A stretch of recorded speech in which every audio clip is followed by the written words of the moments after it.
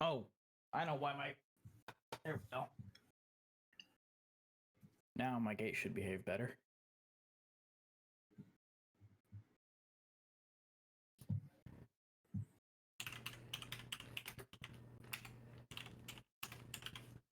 Do we know what order we're going to go through these in?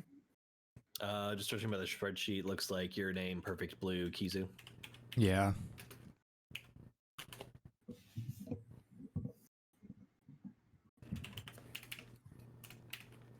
I think we're all just covering our own picks. I just typed your main. It's about horses. Yeah. Oh, I did not come Or up lions. with titles for these. I actually forgot one for your name because I was so broken at the end of that. I have one for Perfect Blue and Kizu though.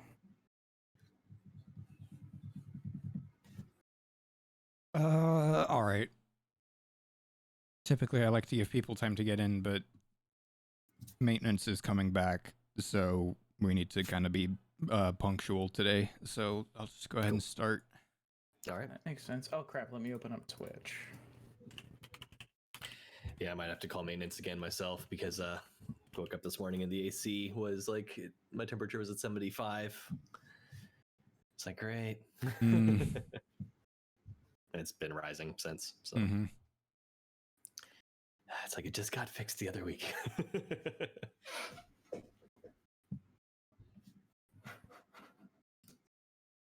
Welcome to episode 100 of AniFiles, 100. an 100. anime podcast.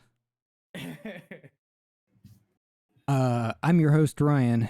And with us today, we have Chris Hello. and Dean. Yes. And for this, air horns happening right now. There we go.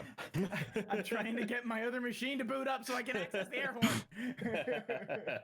for this very special milestone of AniFiles, we have a very special episode. Each of us chose a movie, and we watched not just the first 24 minutes of that movie, but the entire film. That's like a 3-episode rule. And we'll be discussing each of those today. Chris's choice was Kimi no Nawa, or Your Name.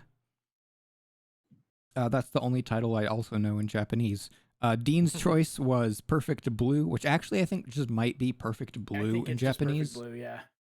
And my choice was Kizumonogatari 1, Teketsu Hen. We also have modified our rating scheme just a little bit for this episode. Chris, do you wanna read off the modified questions? Yes. So the way that we are going to do this, did the premise interest you is going to be the same? Did the production impress you is the same? Did the storytelling impress you is the same? Rather than did you enjoy the first episode? Did you enjoy the film? And then would this film make you interested to see more from this director, studio, or franchise? Rather than did the first episode make you interested to see more of the series? Because of course we've seen the whole thing. And kind of like to sort of clarify a little bit more what we mean by that. It's also would the involvement of this director or studio make you maybe want to go see something that you might not otherwise? Or if you know that the film happens to be part of like a series, a franchise, etc., would you want to go see any sequels, go see the show, check out the manga, the source material, whatever the case might be? So it could be producer, art direction, that kind of thing. Like if you see a name attached to another thing, would you be interested to go see it based on the way they performed here? Right. Yep. So it can be interpreted in a lot of different ways. I mean, even the premise will be an interesting one to interpret because we will have seen, the whole film. So it's kind of a question of like, did the film hook you in immediately, or maybe did it take time? I tend to read it as a little bit more like initial interest, either based on what you know about the show or the movie before going into it, or the early parts, and then maybe you came around to something that you weren't super into later, that sort of thing. So that's kind of how I see it too. I tend to see it as like a preemptive thing where it's like, okay, someone says, here's this movie, this is what it's about, here's the elevator pitch for this movie, here's 3 sentences about what this movie is. Are you interested to see it? that's kind of the way that I read the premise question. Yep.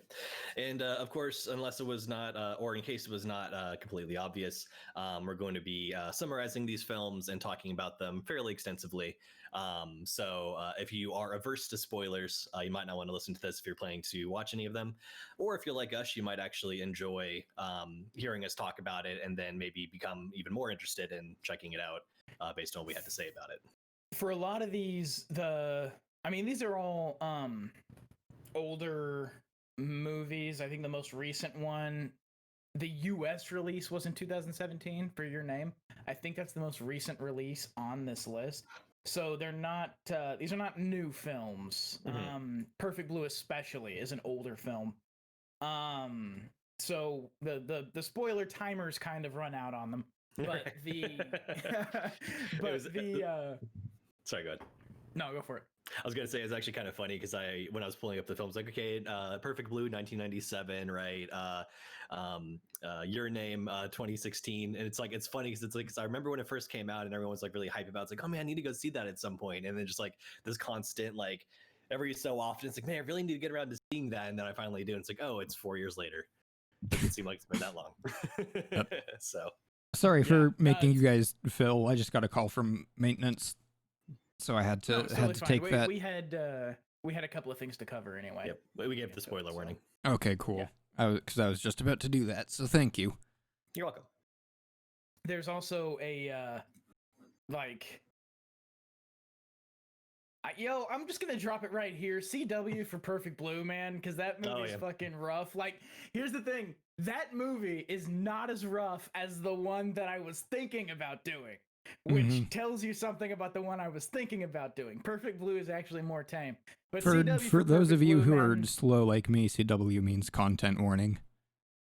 Yeah, that's because there's violence and there is a simulated rape scene, so there's some shit that goes down in that movie that we're gonna be talking about. So we'll, if you're skeeved out by shit like that, maybe just lower the volume a little bit. Leading into that discussion. It could arguably be classified as a bit of a horror film, I would say. It's definitely a horror film. I think horror is actually listed on its AniList page.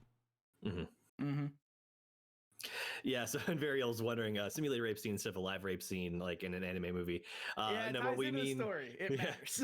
We'll go into it more, but TLDR, they're filming a show where a rape scene happens, and then there's an actual rape later on. But it's acting inside a film where people are acting. Yes. It's great. I'm gonna love talking about that movie because that movie is so fucking. I had never seen it, and people had told me you need to watch Perfect Blue. It's right up your alley. And I'd actually okay. I'd never seen any of these except for Kizumonogatari, which Ryan showed us a few years back at Anime Night. I'm in that exact same boat. I had seen Kizu. I don't think at an Anime Night. I watched it independently, but I hadn't seen Your Name yet, and I hadn't seen Perfect Blue. So I'm very happy. Actually, watching Kizu again was kind of interesting. Because I have more context for it than like if it were just watching a pure OVA. Well, so it's interesting. Shall we get started with Your Name? Sounds good. Yes. All right. Chris, you wanna give us a short recap about? Yeah, I'll try to make it short. Because it gets kind of complicated, but let me see if I can sort of sum it up. I'm not as quickly as possible. When I'm doing the summary for like Perfect Blue, it's just like a thing. I'm not. Because I was thinking about how do I want to deliver a summary when it's an hour and a half long movie instead of a 24-minute episode of anime. And I was just like, just like a plot recap is probably. Yeah. So let's see. Basically, we have two main characters. I'm drawing a blank on their names at the moment, but one is a high school boy who lives in Tokyo. One is a high school girl who lives in a smaller town that I'm drawing again blank on the name. She lives in like kind of a more rural town. The town of Itomori near the Hida region. Gotcha. And so she has some resentment about like living out in the countryside. She doesn't get along with her father. She is I don't know if she's like actually technically a priestess, but she's kind of like been trained along with her sister by their grandmother, who's kind of like preserving these traditions, been going back for thousands of years. So periodically, it's like a shrine maiden thing. Yeah, shrine maiden kind of deal. So like they'll do kind of like performances of these rituals, and people come around to watch and stuff like that, and they'll get like all dressed up in the garb and whatnot. They make the sexiest sake in the world. Yeah. So what they do, I forget the name of the sake, but it's a special type where the priestesses like they have like this offering of rice that they put down this pedestal, and they take a handful and they chew it up, and then they spit it back out into this container. And the idea is that like the chewed up rice, when kept in this thing, it's like one of the oldest forms of sake or something like that. Over time, it will ferment and become sake. The bacteria from the mouth causes the rice to begin to ferment, and then after a certain amount of time, you got sake. Gross. And so they offer that to their god. And so she wants a different life. And then next thing you know, a little bit before then, we see her actually wake up, but it becomes pretty obvious pretty quickly that it's somebody else in her body. Starts feeling up the boobs. And her little sister comes in and it's like, wow, you're like really into your own boobs, huh? And then basically we sort of cut away kind of, and it was actually slightly confusing at first, but there's a little bit of a time skip where we see her with her friends and stuff, like I guess the next day, and everyone's talking about like, you're acting really weird yesterday. Turns out it's because someone else was in her body. And so we see that same thing happen to her in reverse. The person who was in her body, she ends up in his body. And so she gets to live a day in the life of a Tokyo high school boy. And she also kind of messes with his friends' perceptions of him. So they eventually figure out what's going on, and they start communicating to each other indirectly by like leaving notes on their phones and stuff like that. And then eventually they start to like kind of come to this agreement, like, okay, if we're gonna be stuck like this for a while, here's some ground rules for like things you like do not do while you're me. Here's how to not fuck up my life, please, dear God, don't fuck up my life. And so that goes on for a while, and then very suddenly that stops. And our MC boy, who kind of becomes like kind of the main MC at this point, is kind of confused by this and just kind of like goes about his life, though he's not sure why this was happening or why it was happening in the first place. And then a few years later, he tries to go visit this person to try to meet her. Is it a few years later? I thought it was a couple weeks or maybe a couple months. It was a couple of weeks, yeah, because the years that comes into play in a minute. There are multiple time skips in this film, like during and they're kind of hard to track in that you're not given an explicit time period except for the last time skip. You're not given an explicit period of time that is being skipped. You're just meant to assume like, okay, so this went on for a number of months, and then now it's been a couple of weeks probably. Like there's that happens, I think 3 or 4 times. You get some time skips that are not defined, but it's kind of obvious that time is passing. Yeah, he goes on a date with his crush from work, who the girl in his body set up for him as him, but then he goes on the date as himself in his own body and screws it up. But because he just kind of realizes that he might actually be into this girl who's in his body all the time. And so he goes to try to meet her along with said date and another friend of theirs. Imagine going on a date as yourself, right? Yeah, right. No, pretend to be a way better version of you. Always. Always. AniFiles dating advice segment. No, but nobody is their real self on a first date. No one. he actually doesn't know what town she lives in, which, like maybe he just didn't have the foresight to like ask like, where am I, when he was there. But he does have memories of like what it looked like and kind of the vista, and he kind of tries to he wants to be an architect, so he starts like drawing like the town and like the mountain range and the sort of like the lake that the town is near. And so they're sort of going station to station trying to see if they can find it, asking people around, and finally they find a couple in a diner where they're just about to give up and go back home, who are like, oh, that's a spitting image of this town. And he's like, wait a second, you know this town? Yes, I grew up there. It brings back memories. Oh, it turns out that the town is gone. 3 years ago, a meteor hit the town and wiped out, I think it was a third of the people there. I forget if it was a third or 2/3. It was a massive proportion. I think the number was supposed to be like, did they say 500 people? Yeah, I think it was like 500 people. But for a small town like that, it could easily have a population of 2,000 or 3,000. So like you you're looking at a massive chunk of your population just died. Yeah, and the town is basically a ghost town at this point. They take him out there, and the sort of circular lake that was there before is now actually like a double circular lake because of the meteor strike. And he finds the name of the girl that he was switching bodies with in the record of the deceased in that event.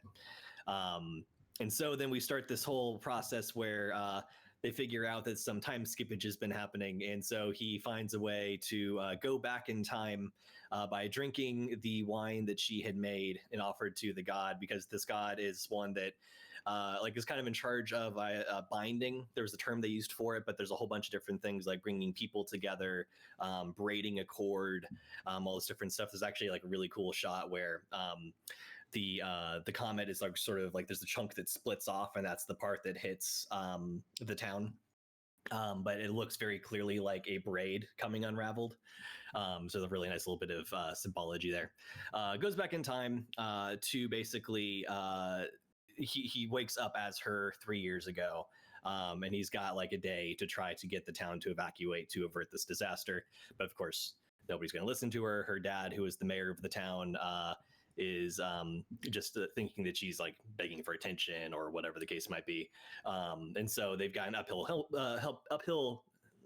They have to climb uphill battle to fight whatever to avert this catastrophe.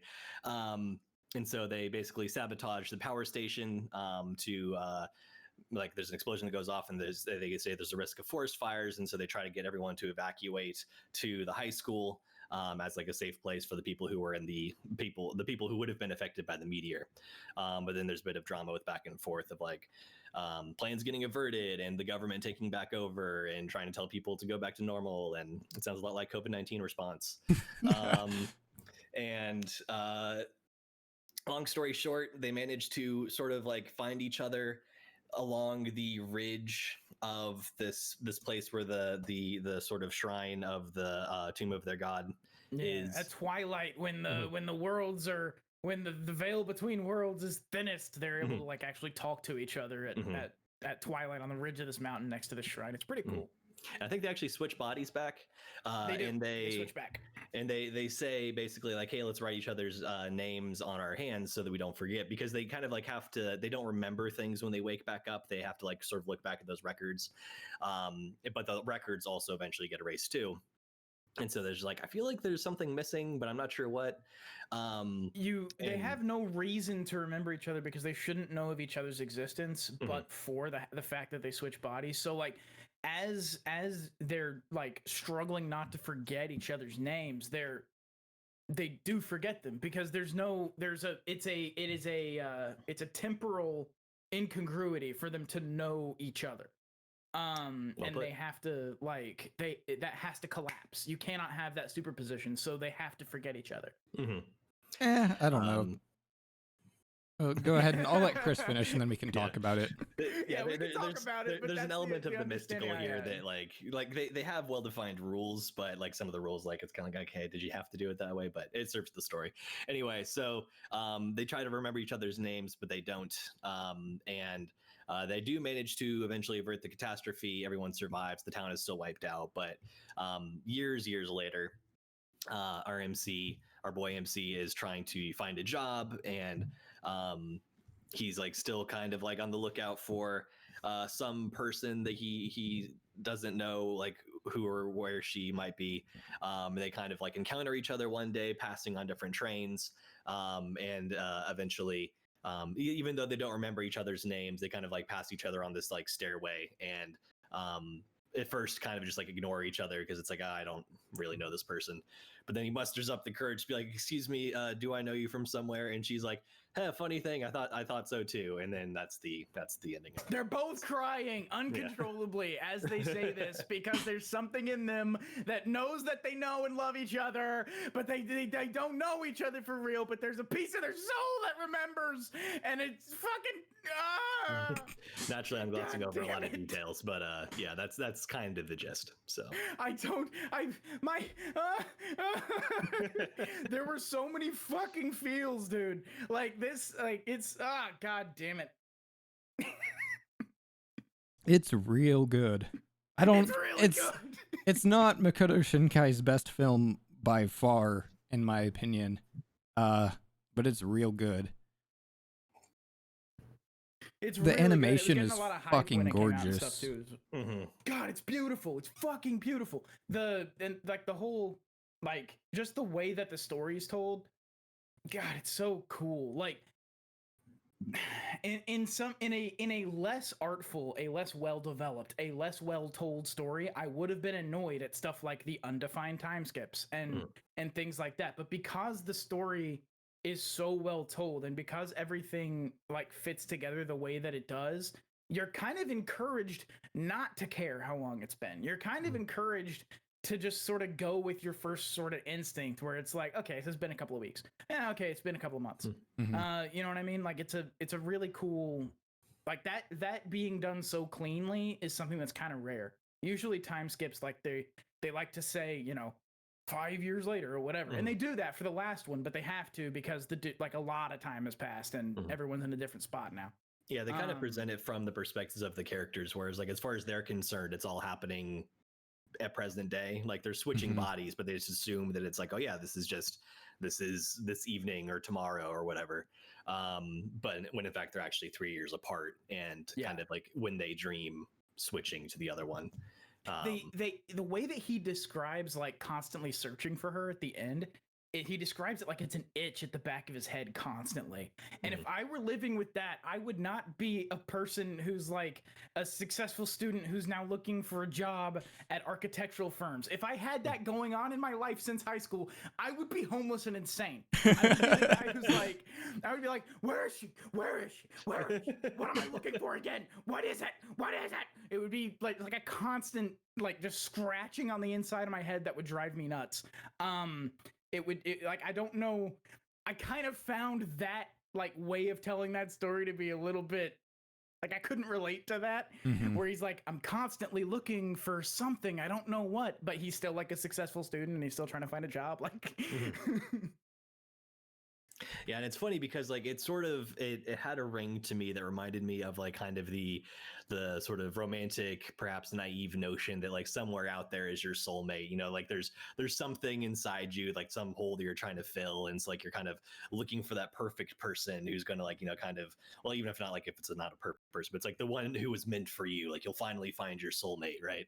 And yeah, like in a literal sense, that is what is happening here. And so it's kind of an interesting, it's both allegorical and literal, right? Like it's kind of like it's speaking to that sense that some people might have of like there's someone out there for me, and like there's something about me feels incomplete until I find them, which we can have a discussion that we probably won't have right now about like how healthy that may or may not be in different contexts. Sure. But in this particular case, it's like, yeah, they literally had a bond that like no one else can understand, that even they don't remember anymore, but it still kind of affected them so deeply that they're looking for each other, and then eventually they find each other. That's great. We don't know what happens next.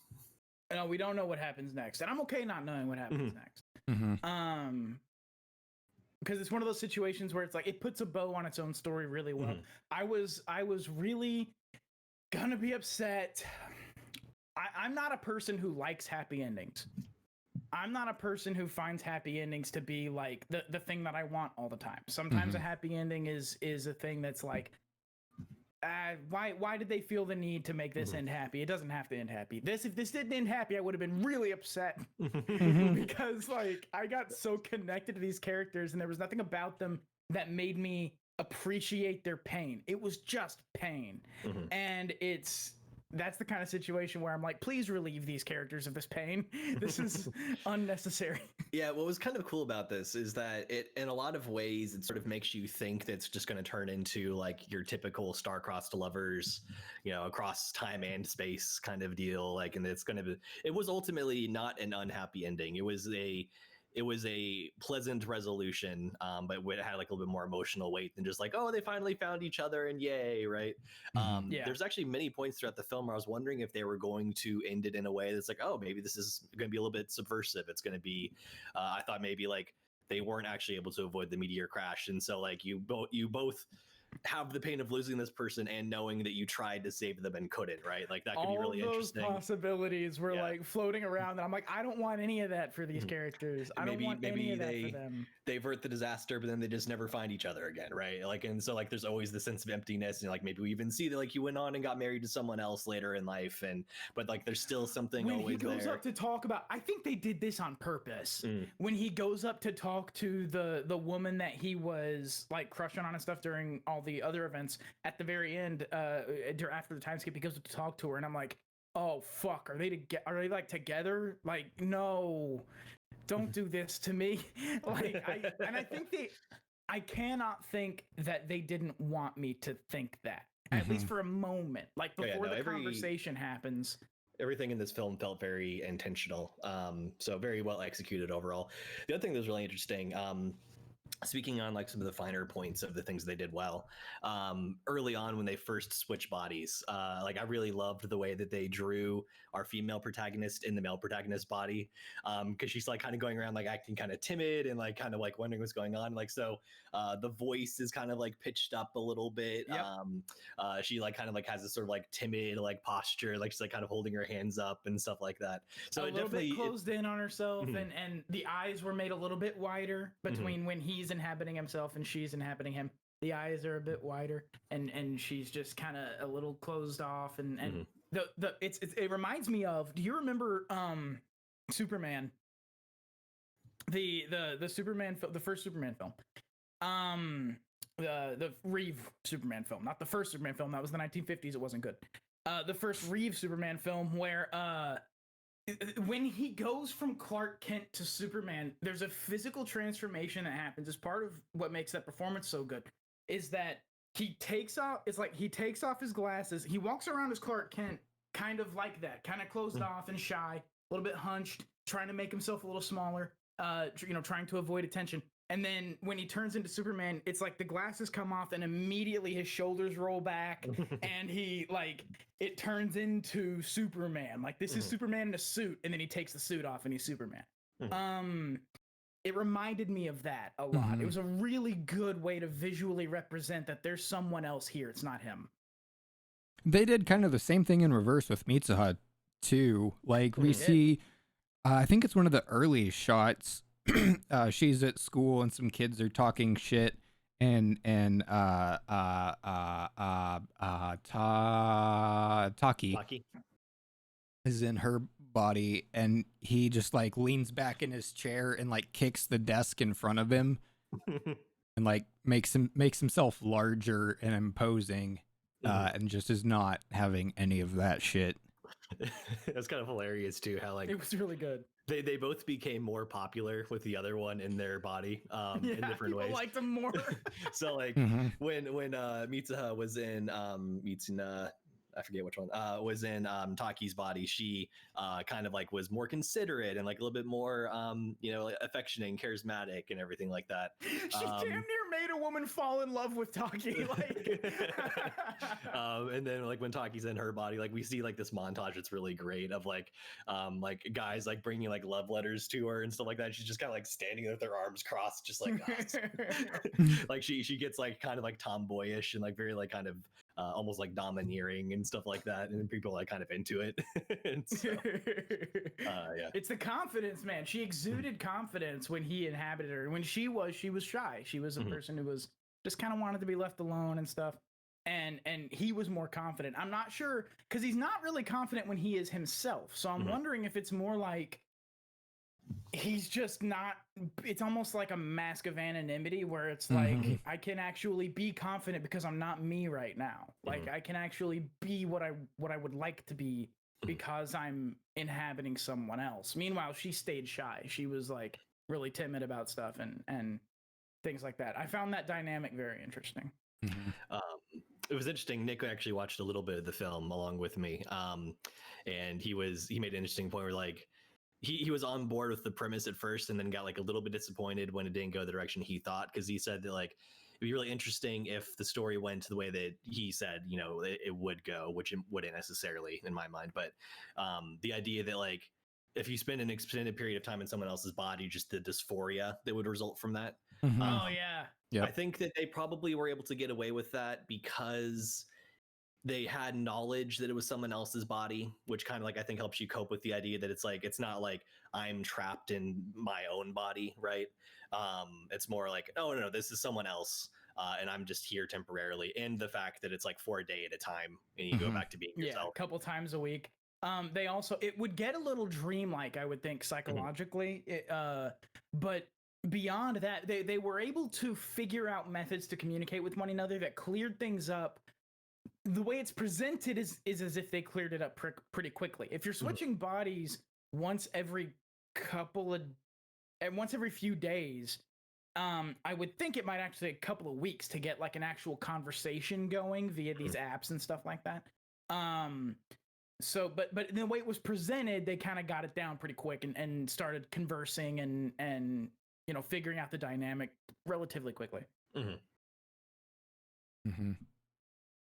I find it. What's the issue with the temporal stuff? Or no, you were gonna say something. I'm sorry. I was. Oh, it's fine. We can talk about that now. I don't know. What was your thought earlier? Yeah, I'm curious. It doesn't make sense that like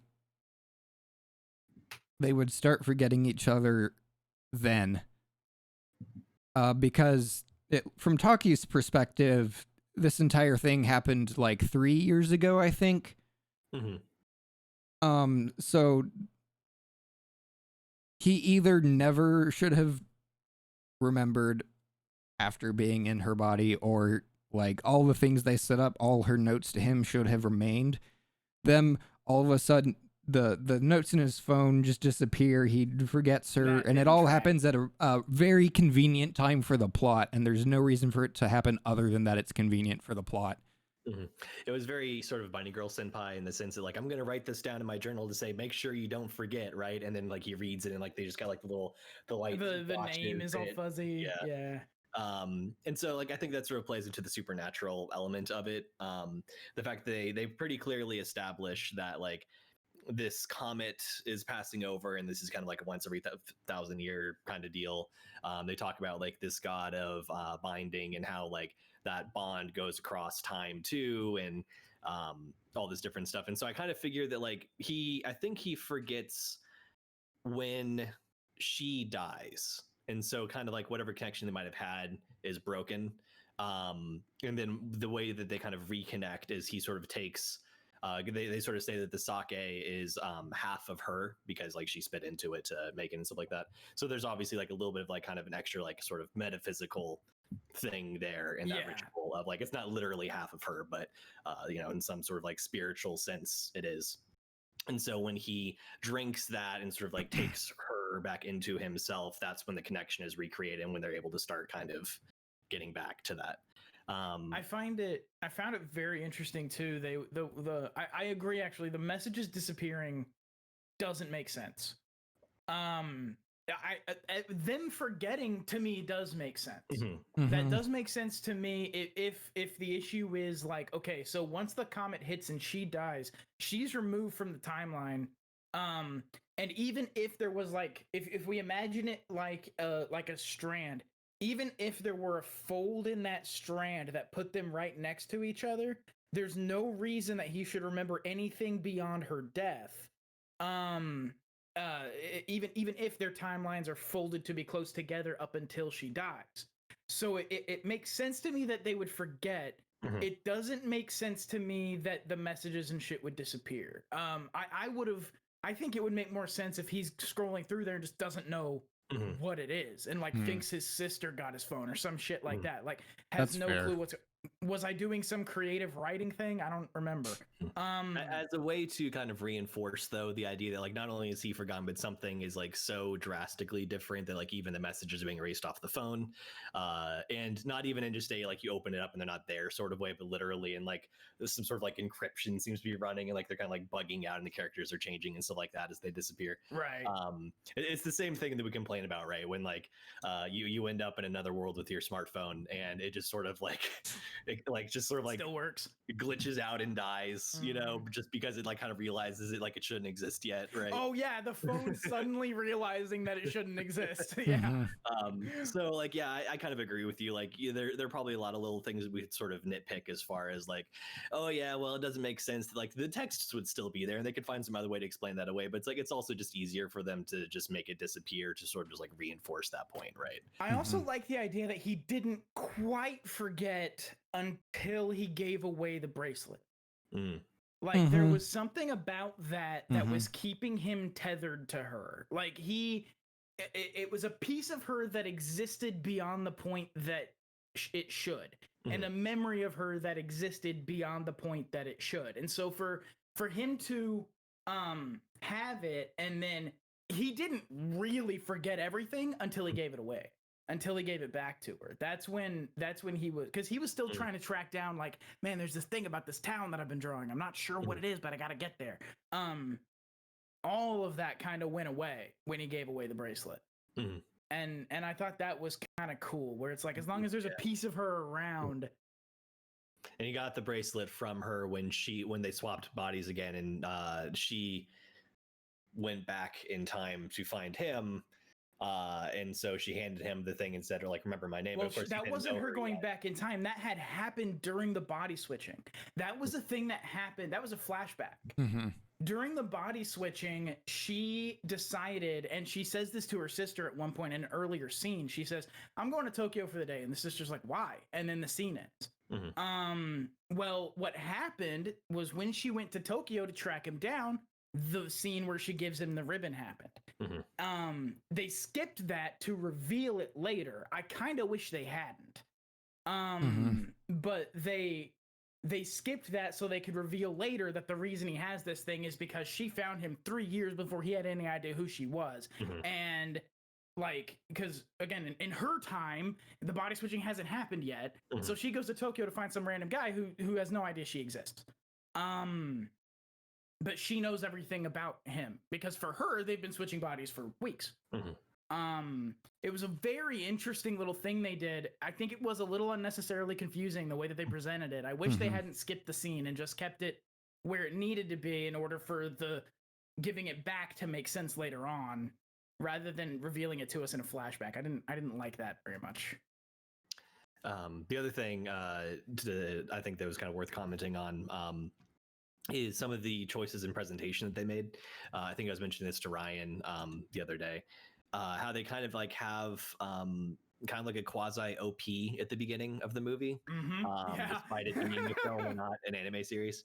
And then later on, they even have like kind of a second OP about roughly half an hour into the film, where they also use it as a chance to kind of like have a montage of them kind of like living each other's lives, and they advance the story a little bit that way. But it's just kind of interesting to me that like not only did they do the thing that like some films would do, especially if they're kind of targeting like a teenage or young adult audience, of like having like prominent songs with vocals playing over effective scenes in the movie, right? Because they had like a lot of that in this. Like there's a band they like did a lot of different tracks for. Rad Wimps did the whole soundtrack. And then so they had like a lot of like scenes where like they would be singing a song that's kind of thematically appropriate to what's happening like over a scene happening, and it they use it to good effect. It kind of like adds to the sort of like emotional impact or whatever. But it was just interesting to me that they like straight up had an OP, and I was kind of wondering if maybe that was like to aid potentially like a rebroadcast on television, if they're sort of presenting it almost like in a few different time slots, like, hey, this is an anime, it's like only like a 3 or 4 episode anime, but it's like we're sort of kicking it off like, hey, here's your name, and here's like kind of like a cool like little OP teaser thing for it, and then we come back and we sort of do the same thing when like, because the first half hour is actually like a little bit confusing. Like you're kind of tracking what's going on, but there's like definitely time skips that aren't really explained. You like only realize after the fact. It's like, oh, okay, that was a time skip to this and that, and start connecting the pieces. And then once they sort of figure everything out and you're kind of like, cool, I've been through the tutorial, I understand what's going on, then they sort of move forward the rest of the story. That's where you sort of get that sort of second OP / montage. Yeah, I disagree with the reading that they're like OPs though. I think they're just musical sequences. Like the one at the beginning kind of sets the tone for the movie, And the one in the middle is just to kind of break it up for pacing. I don't think it has anything to do with like it being an anime. Sure. Yeah, and you're probably right. It I does think make that me wonder a little bit if maybe it was. I think there could be something to the rebroadcast idea because some OVAs are done in like 24-minute chunks, just like anime episodes, but they're done that way because they get broadcasted in those blocks. When they get broadcast, which doesn't always happen. I'm wondering if maybe there was if that was a what's the word I'm thinking of? Fuck. Cover your ass type move, but not those. That's not what I'm trying to say. Something similar to that. just kind of like planning ahead, sort of. I don't know. Sure, maybe like because it did feel the first one, the opening credit sequence. It is like an opening credit sequence, but that's also not weird in movies. I mean, if you remember the third Spider-Man movie had a fucking 4.5-minute long opening credit sequence, like it was the third Tobey Maguire Spider-Man movie. It's just just orchestral shit going through shit that nobody cares about. We all saw the other movies. We know who these actors are. Why do we have 4 minutes of opening credits? But that's not weird. The one in the middle, as a musical interlude, I did think that felt weird, but I don't know. Like it could have just been pacing. I think it's a little bit of both. Like a break. I think ultimately Ryan's probably right, and like when I think about it more too, it's probably correct. I think it's just it struck me that way because especially the opening one felt very OP like, and like to your point, Dean, about Spider-Man 3, like a lot of that was actually like flashbacks from the first 2 films and sort of like showing. Yeah, they had the webs and like where the webs crossed over, they would have a scene playing from like the first movie, and it's like, but I saw it.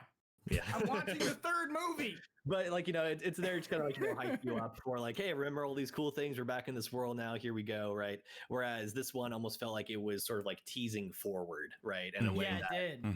Like an anime OP would. So it wasn't just kind of like a stylized like title sequence, which like you said, a lot of movies have.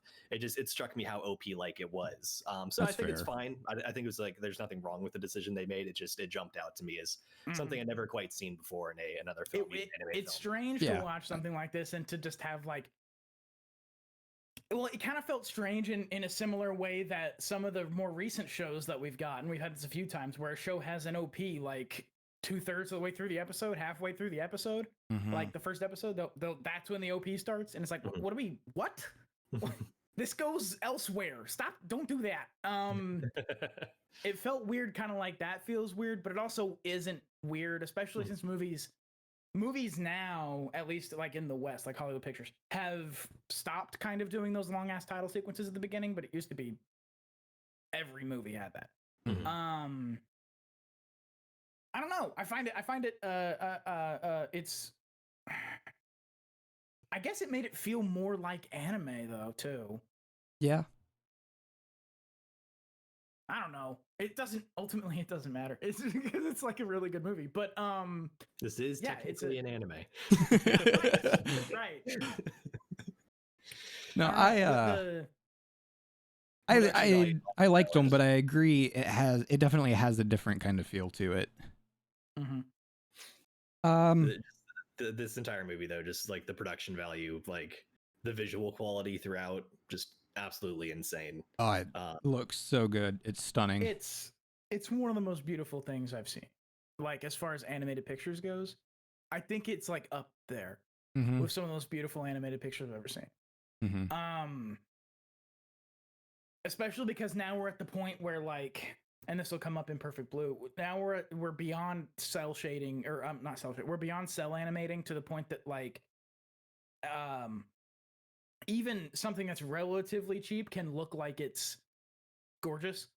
But to get to the level of this movie, you actually have to give a shit. Like the amount of work that was put into the Comet alone,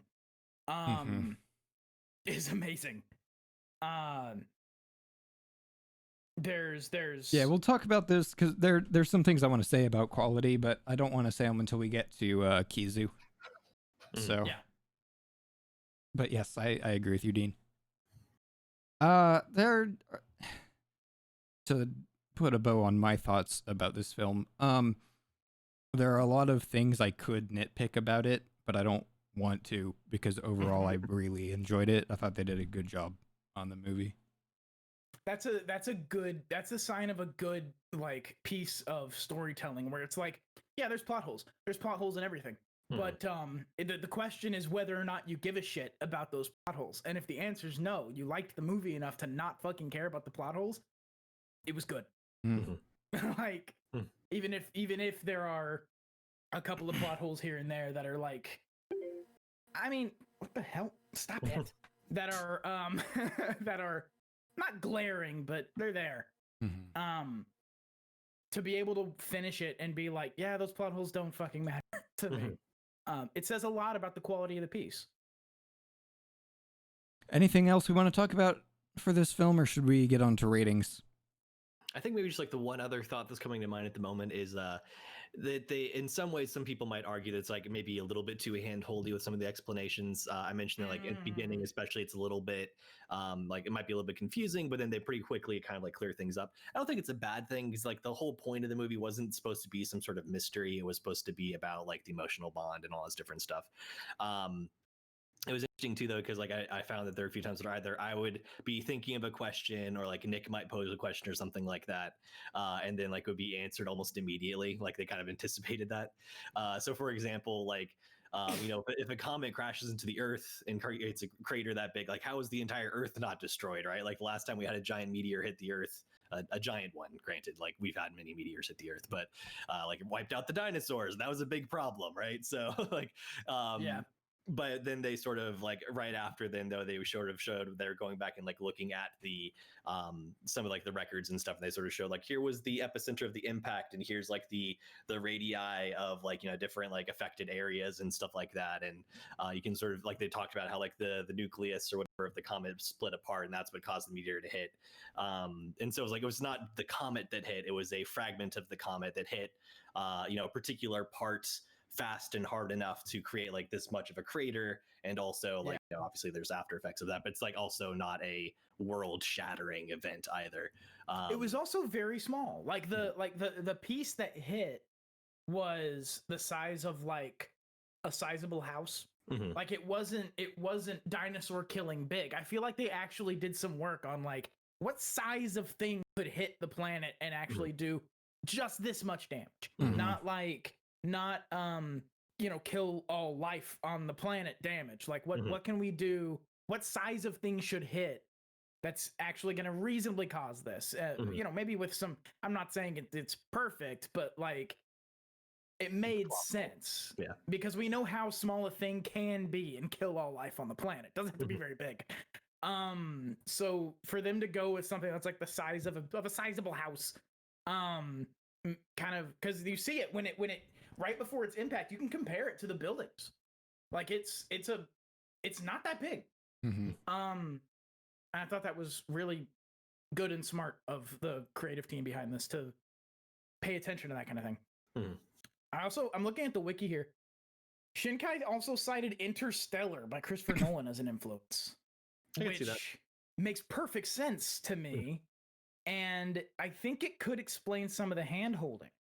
Because if you want a 14-year-old or like a 13-year-old to watch this and know what's going on, you probably have to hold hands a little bit to make sure that your whole audience can follow along. Because like we wouldn't really have a problem with it, but we've also watched a lot of weird, strange, time travel-y bullshit media, and we know how this works. Yeah.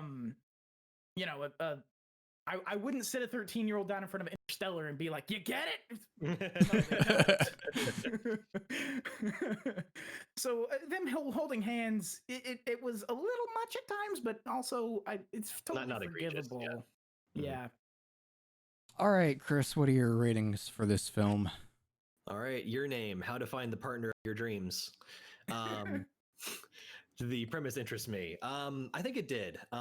Partially that is just kind of like the acclaim that this film got. Like everyone, like pretty much everyone else that I knew who was like a fan of anime, even a little bit, who had seen it, was like, really excited about it. And then also just like hearing the pitch of like, oh, they switch bodies, and like I'd forgotten the details somewhere along the line. I'd also heard there was something about like going back through time, and I think someone might have referenced like 1,000 years ago, because they do have a couple of references to like ancestors of female MC, and also the comet coming back around every so often. So I think like between seeing trailers and hearing that, I think I saw the trailers of them like in their shrine priestess outfits, and I kind of might have like in my head assumed that they are like going back, like the time skips involve like, oh no, it's like a modern day boy and like a girl from 1,000 years ago sort of thing. It wasn't that. It was just a 3-year gap. But even so, like the core premise did interest me, so that gets a point. But the production impressed me, yeah, obviously. God, it looked really, really good. There's a few places where you can see like they probably used it more than I even noticed. A little bit of like 3D. But when they did use 3D, it was in places where it made sense to, like, for example, when they were dancing during that ritual, and it tended to look good. They did a good job of like making it fit the aesthetic, so it didn't like jump out as bad in any way. So yeah, and production did impress me quite a bit. Storytelling impressed me. I would say yes. It didn't, and this is kind of spoiling a little bit, it didn't impress me in the same way Perfect Blue did. Both because those are two very different films trying to do two very different things. So it's like not an apples to apples comparison. But I would say overall the storytelling did impress me. It was well done. It had a good emotional through line. We understood the characters and they were likable, and it was cool, and it was a good time. Did I enjoy the film? Yes, I did. Would it make me interested to see more from this director, studio, or franchise? It would. After seeing this film, I think I've seen maybe a few other films by this director, thanks to Ryan. I would definitely want to go back and rewatch them in the context of not anime night, and kind of like really appreciate them. But yeah, no, definitely this is a, even if it's not the greatest work by this director, definitely makes me interested to see more. So that's a perfect 5. Dean? Yes. As far as the premise goes, I had actually watched a video on this movie from some AniTuber. It might have been Digi, it might have been someone else, could have been Mother's Basement. I can't remember, but it was years ago. It was after the movie actually like came out, released in the US.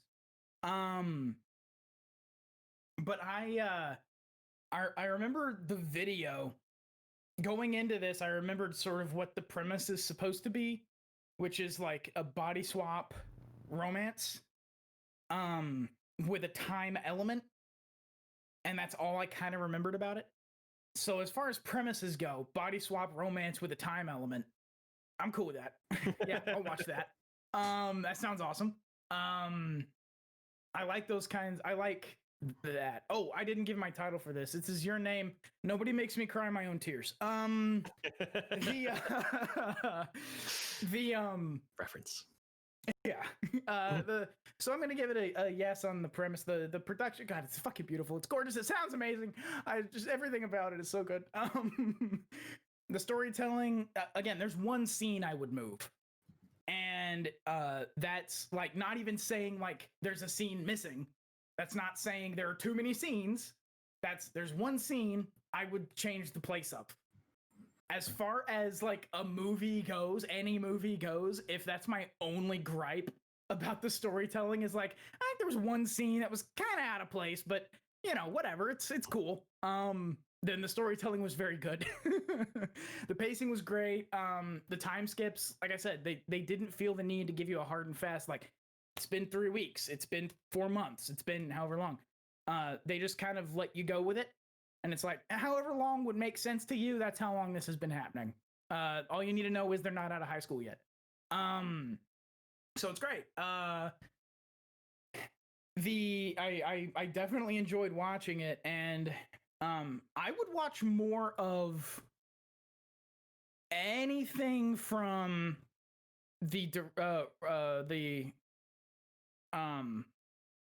the writer-director of this film. What's his name again? I'm sorry. Makoto Shinkai. Yeah, I would watch probably anything from him at this point, because Ryan said this isn't the best, and it's like, if this isn't the best, there's better than this. So I as far as the this was kind of a actually I'm looking through like who actually did what jobs. Makoto Shinkai did all the good stuff on this. Direction, screenplay, cinematography, editing. That was all him. So yeah, that anything from yes. All right, then for me, did the premise interest me? I'm gonna give it a yeah. Um, did the production impress me? Absolutely. Did the storytelling impress me? Overall, yeah. Again, lots of things I could nitpick, but I don't care. Did I enjoy it? Absolutely. Am I interested to see more? Is interesting because I had already seen um everything that Makoto Shinkai had directed or produced before I saw this. And so the answer was already yes. Do you think if you had only seen this, you would go back and watch other Makoto Shinkai stuff?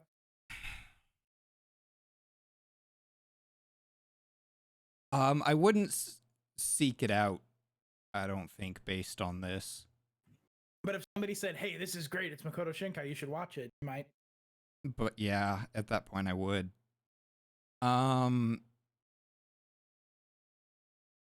So it's difficult to say. I think overall I'll still say yeah.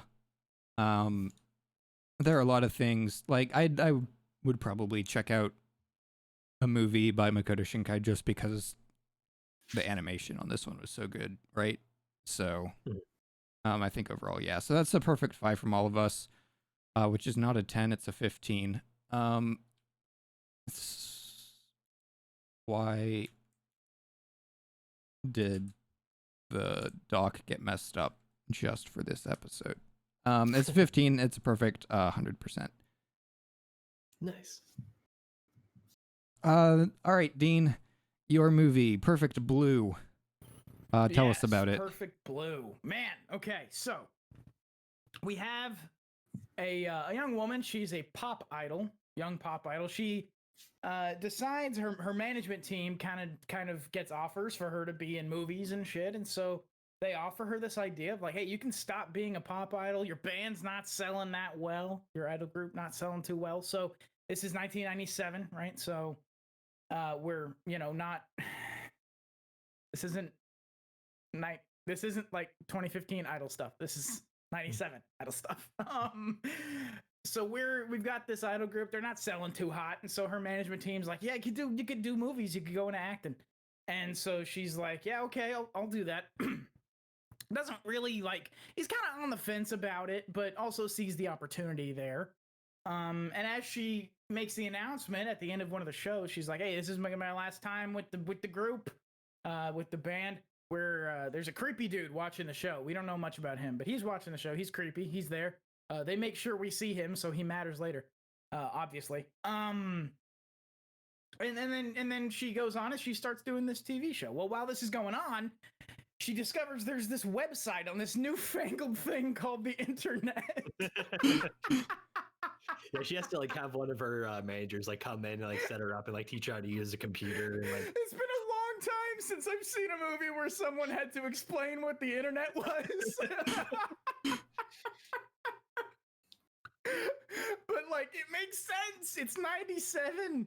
Like, yeah, you probably should have someone in your show or in your movie go, well, the internet is a network of computers and you access it by clicking on this little icon here. And then you go to a web address, which is like a real life address, but it's an address on the network of computers that lets you see other people's content. You probably need that in 97. It was just so funny to me. Like, I can't fault the movie for having it. Because it's 97. Like, it's not 2002. Like, that when they still had people doing that in movies by the time everybody already knew what that was. It's 97. So, anyway, Bert and Jet Lights is a series of tubes. So she finds this way. Someone's got this fan site dedicated to her, and it's supposed to read like a live journal. If any of you remember what that is. It's supposed to read like a live journal. Like she talks about, these are the things that I did this day. But somehow the person writing this knows like what she bought at the grocery store. And which foot she stepped out of the train with first. Right. Like weird, very specific things. And so she's doing this TV show now. She's on this TV show. She's having a little bit of trouble acting and stuff, but she's getting into it. She she's whatever. She sees the idol duo now, that is her old group, the two remaining, they're doing well in their careers, and we get a sense that maybe she's a little jealous of it, but she's also like, but I'm also doing TV, so like, But by that time, things have gotten weird.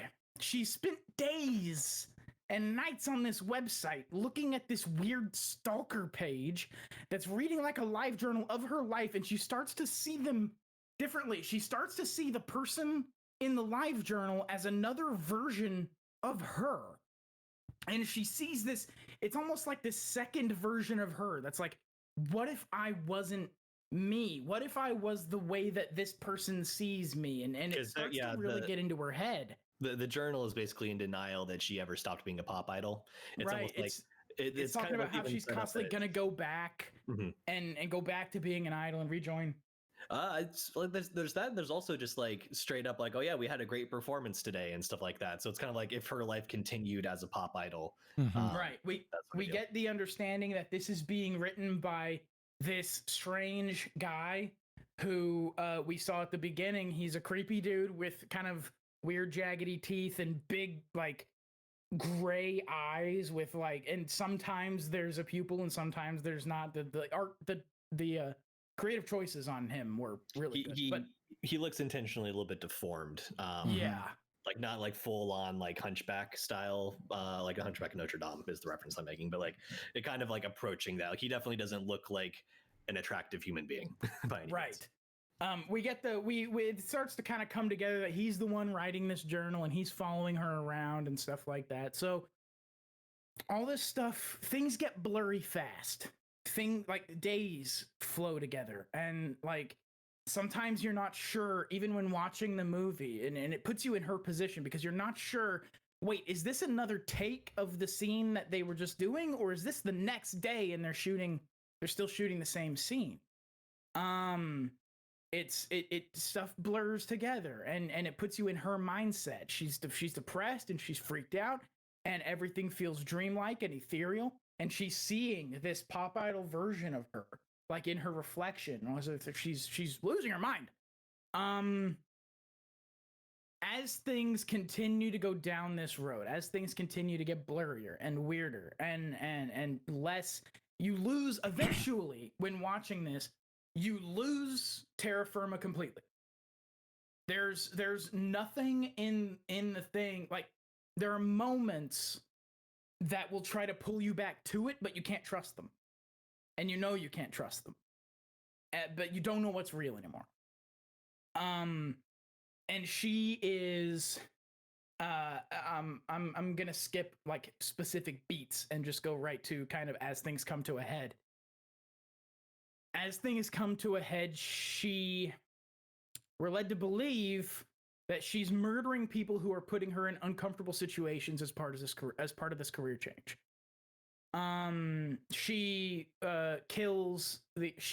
Somebody kills the writer who wrote the rape scene that she had to film. Somebody kills the photographer who made her take sexy naked pictures, or had her took sexy naked pictures of her.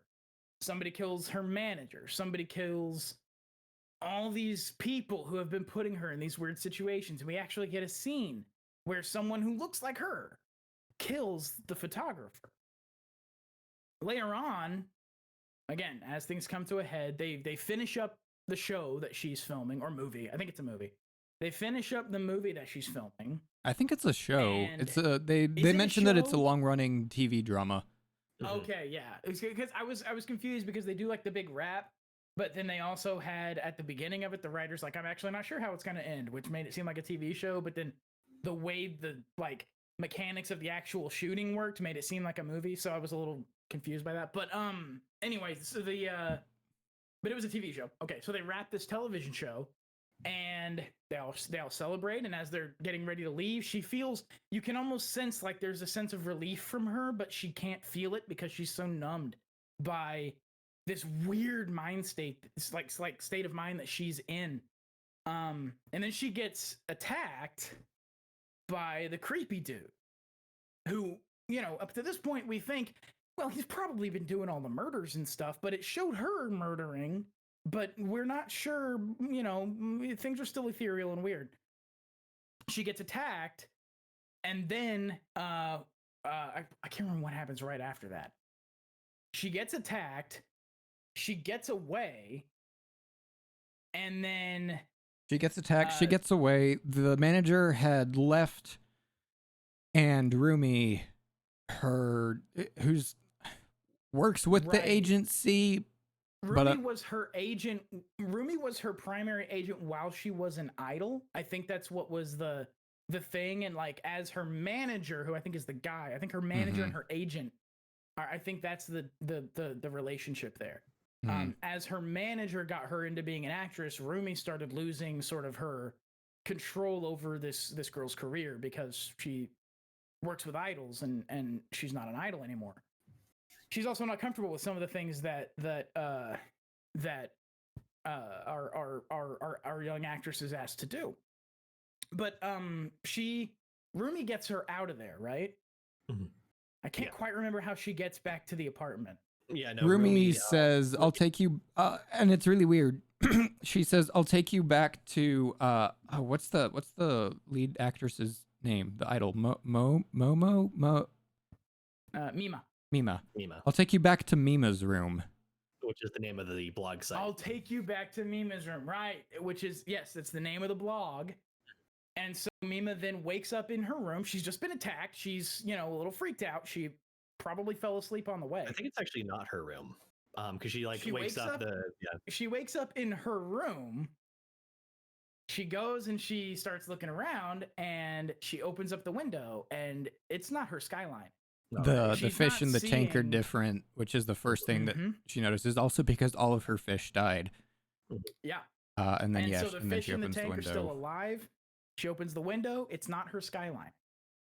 She's in another room that looks exactly like her room, but it looks exactly like her room before she quit being an idol, because she had torn down a poster and done a couple of other things, and all of that was still up.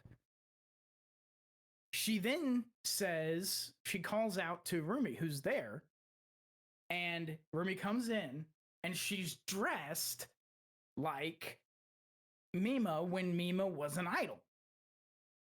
And the way they do this in the movie is so fucking creative and awesome. They have Mima, real actual Mima, like the design of Mima in the idol costume standing there, and you only see that it's Rumi with her corpulent figure shoved into this costume when it looks at a mirror. And you see in the mirror that it's actually Rumi. But Mima's seeing Mima. Or we are the audience. Someone is. Someone somewhere is seeing you. Right. And then she Rumi has decided that since Mima's gone on to be an actress and all this stuff, Rumi has decided Mima has to die. Because you're an idol. And you have to be an idol. You don't get to not be an idol. And if you're gonna not be an idol, you don't get to exist anymore. So she attacks her. There's a chase scene. Rumi is so obsessed with being Mima that her wig falls off at one point. It goes through this broken window, and she leans in to grab her wig, not even caring that there's glass, broken ass glass, all around the rim of this window. And she leans over right into a piece of glass that just goes pretty deep into her gut. As she grabs the wig and puts it back on, screams and runs out into the street, and she almost gets hit by a truck. And then Mima... That scene is really great for a number of reasons, because as soon as the wig falls off, the illusion drops, and now it's Rumi that we're seeing again. And then as she leans over, Mima's thinner figure wouldn't have cut herself on the glass. Mm-hmm. That's exactly right. There's also a really cool little delay that sometimes anime specifically does this. When you have something that's really gory that's about to happen, but it kind of takes a minute for the wound to take effect. So she leans over, you hear the glass go in, and then you just hear like a slight cough, and blood just pours out onto the floor. Like it takes a second, and then it all hits at once. It's a really cool way to sort of suspend the gore and make it impactful. But anyway, so she runs out into the street. She almost gets hit by a truck. Mima runs, saves her, pushes her out of the way of the truck. She doesn't get hit either. This movie isn't going to kill her, which I thought might happen, but it didn't. She pushes her out of the way, and then it ends up. The movie wraps with Rumi is in a mental hospital. She still sees herself as Mima, as an idol, and she is just living in this delusion probably for the rest of her life. And Mima is a successful actress. We think maybe. There's a little bit of a little twist at the very end where she looks into the mirror and says, "I'm the real me," and you're not sure who she's trying to convince. But yeah, it's a really cool kind of way to end this, and then that's the movie. That's what happens. That's the movie. Yeah, because when she's visiting that mental care facility, she's got sunglasses on, so she walks by a couple of nurses, and they're like, "Was that so and so? Like, what's someone like her doing Yeah, here?" she's Right? It's become like, famous. yeah, and they're like, "Oh, it just must have been a lookalike or something," which is again like one more little thing. Like, is this the real Mima? Right? And then she gets into the car, and then she like sort of pulls down the sunglasses. She's looking in the rearview mirror at the audience, and she says like, "That's right, I'm the real me," or something like that. And it's like, are you? Do you believe that? No. I'm not sure the whole film, because like they wrap in a way that like you said, like we totally lose terra firma at one point where we go back and forth between like what might be reality versus what ends up being like a nightmare versus like this sort of parallel story that like actually like very specifically what's happening in the series is sort of paralleling what could be happening to her, where she's got these delusions of being someone else in response to a trauma, and so like she's got this like persona that goes and murders people, but then she doesn't know it, this sort of thing. This is the character in the show, but then there's like more and more hints, like you said, that like we're not sure if maybe she's the one murdering these people. I think there's at least one murder where it's pretty clear it's Creepy Dude, because the pizza boy murder was Mima. They used Mima to do that murder. But she was kind of obscured too, though. At like the she's beginning, like wearing a hat. was. At the beginning, she was. By the end of it, it's pretty clearly her. I think the hat comes off at one point. It's her. And she also finds the bloody clothes and shit in her apartment. We're led to believe that Rumi left them there. Yeah. Right, yeah. So like I think the conclusion, the sort of conclusion that I think they wanted to present, whether or not it's the canonical true solution, right? Because like a lot of this film kind of leaves you questioning, is that Rumi was the one who's impersonating her on this website, and therefore like knew all this stuff about her, and was so obsessive that she kind of like started to see herself. She has a conversation at one point via email with Creepy Dude, who's like in his apartment, and she's got like stuff. He's very much a Mima otaku. There's posters everywhere and all kinds of shit. And but so only like, pop idol Mima, not actress Mima. He doesn't like actors. Yeah, he wants her to go back to being a pop idol, and so that's why he like kind of like threatens all these different people and murders some people. The thing that I was left with was the understanding that he was a stalker who was running the website. And the person he was emailing with was Rumi pretending to be the real Mima. Yeah, and that's also how I read it. Yeah, Rumi's emailing him saying, "No, I want to be a pop idol. This one's fake. This actress Mima is fake." And kind of getting him to do her dirty work, where and like we kind of were led to believe that he was making someone else do the dirty work, like up until then. But then it turns, and I think the way I think what happens is that Rumi is the one who's manipulating him via email, claiming to be the real Mima, because in her mind she is, and then making him do a lot of the murdery shit, like making him kill people and things like that. That was the way that it ended in my mind. But it's also, I think you're right. Yeah. It's also a movie that I appreciate, a psychological horror film where the whole idea of it is that reality is questionable and Everyone's insane. Like, you don't know who's sane. You don't know who actually has a grip on reality and who's losing their mind, because everyone's kind of losing their mind.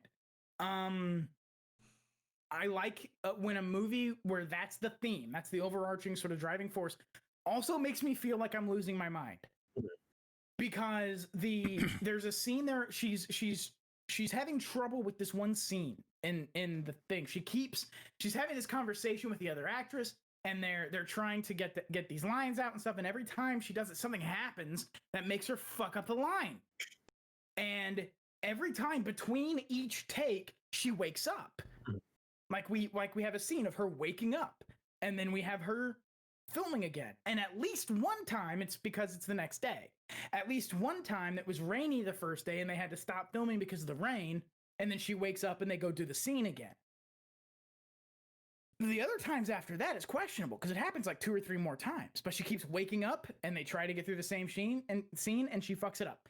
And then she wakes up and they try to get through the same scene and she fucks it up. I keep trying to say Sheen. I don't know why. That happened like 3 times already. She'll like have hallucinations of the creepy guy standing there because like she comes to be afraid of him very specifically. But then like sometimes it's the other Mima standing there. And yeah. Was she hallucinating?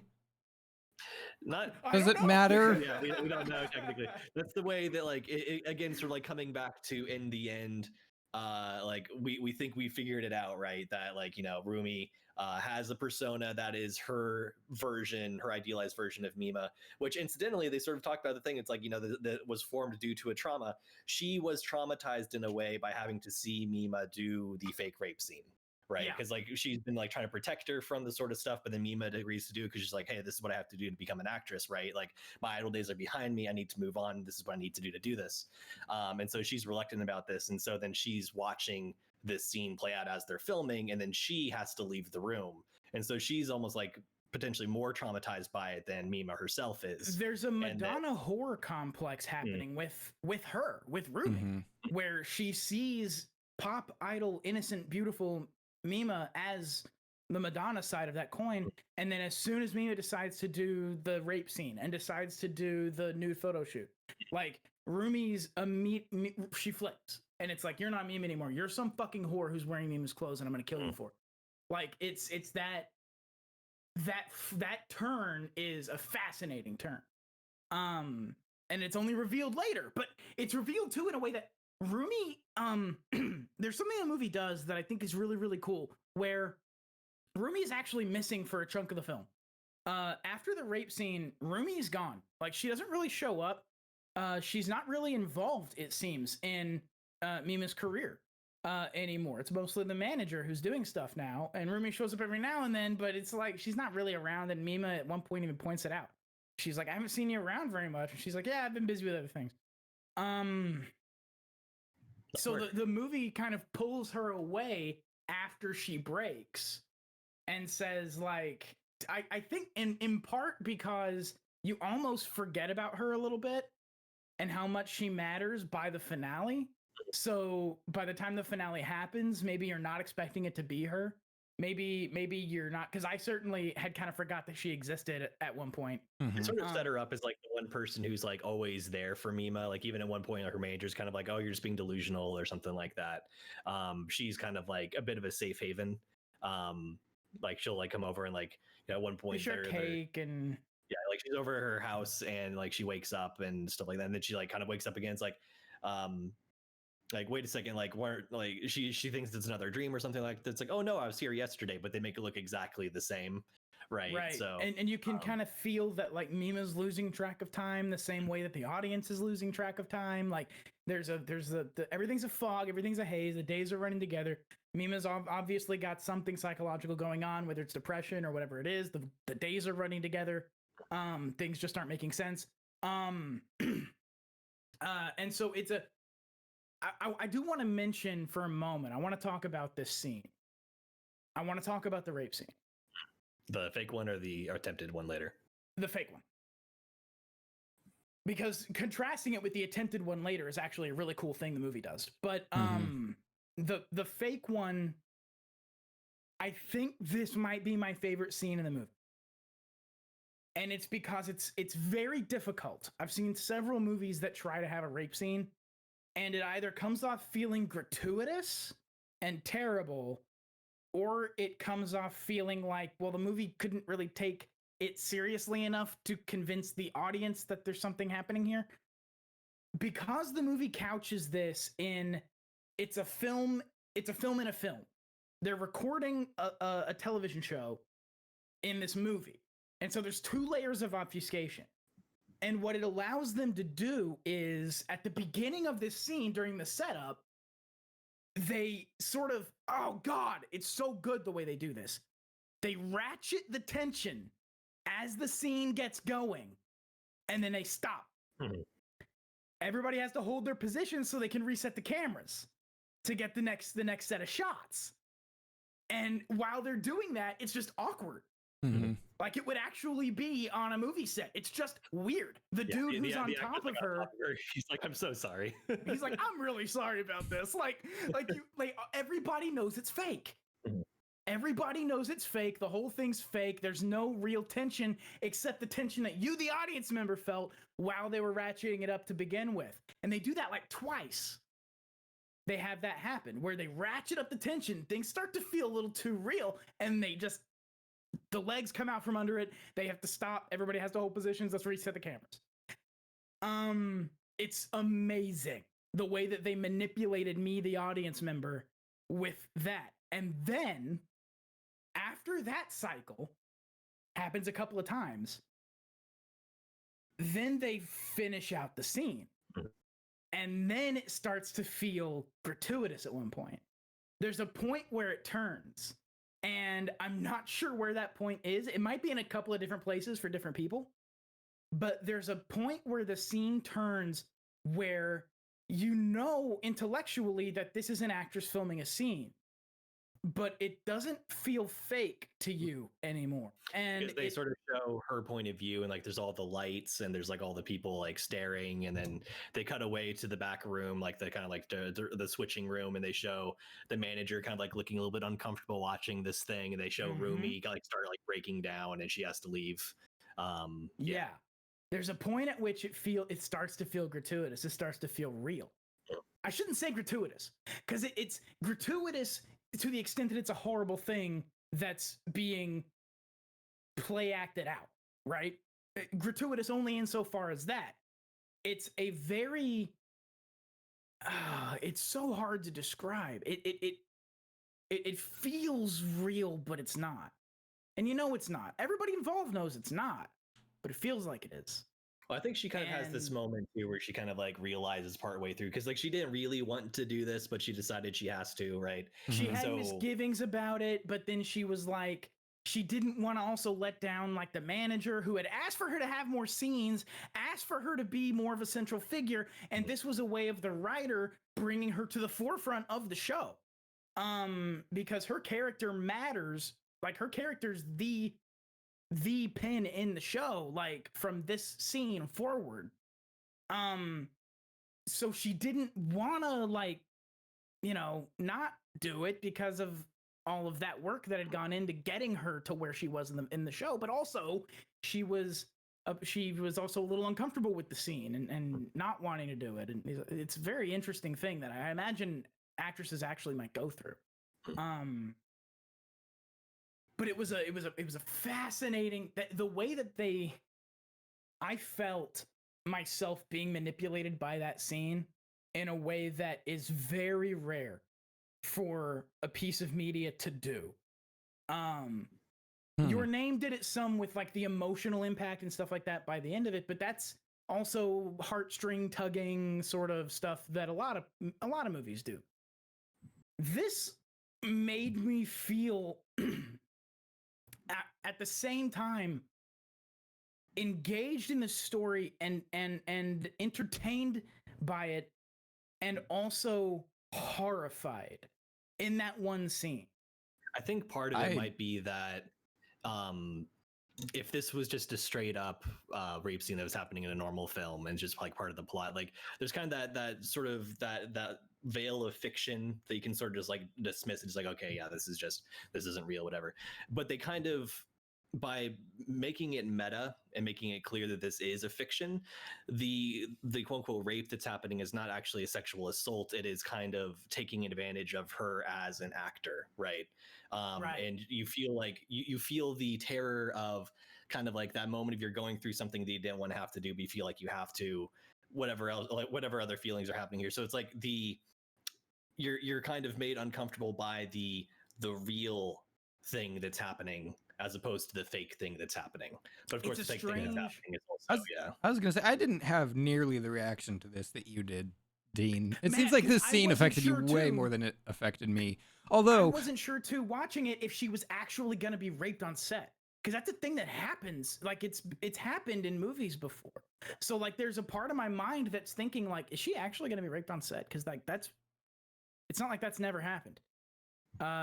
They could do that here, and I didn't have that in the back of my mind. I think like see that was for me because there are stories about some certain pictures on which actresses were sexually assaulted on set during a scene very similar.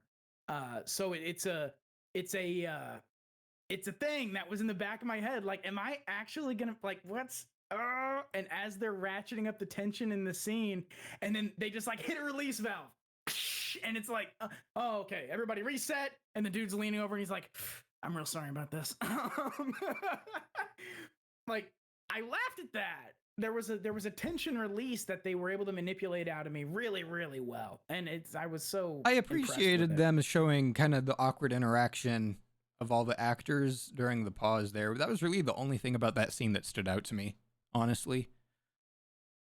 it was Although definitely I a do turning have point to of the say, I plot, fucking so. hated this movie. Really?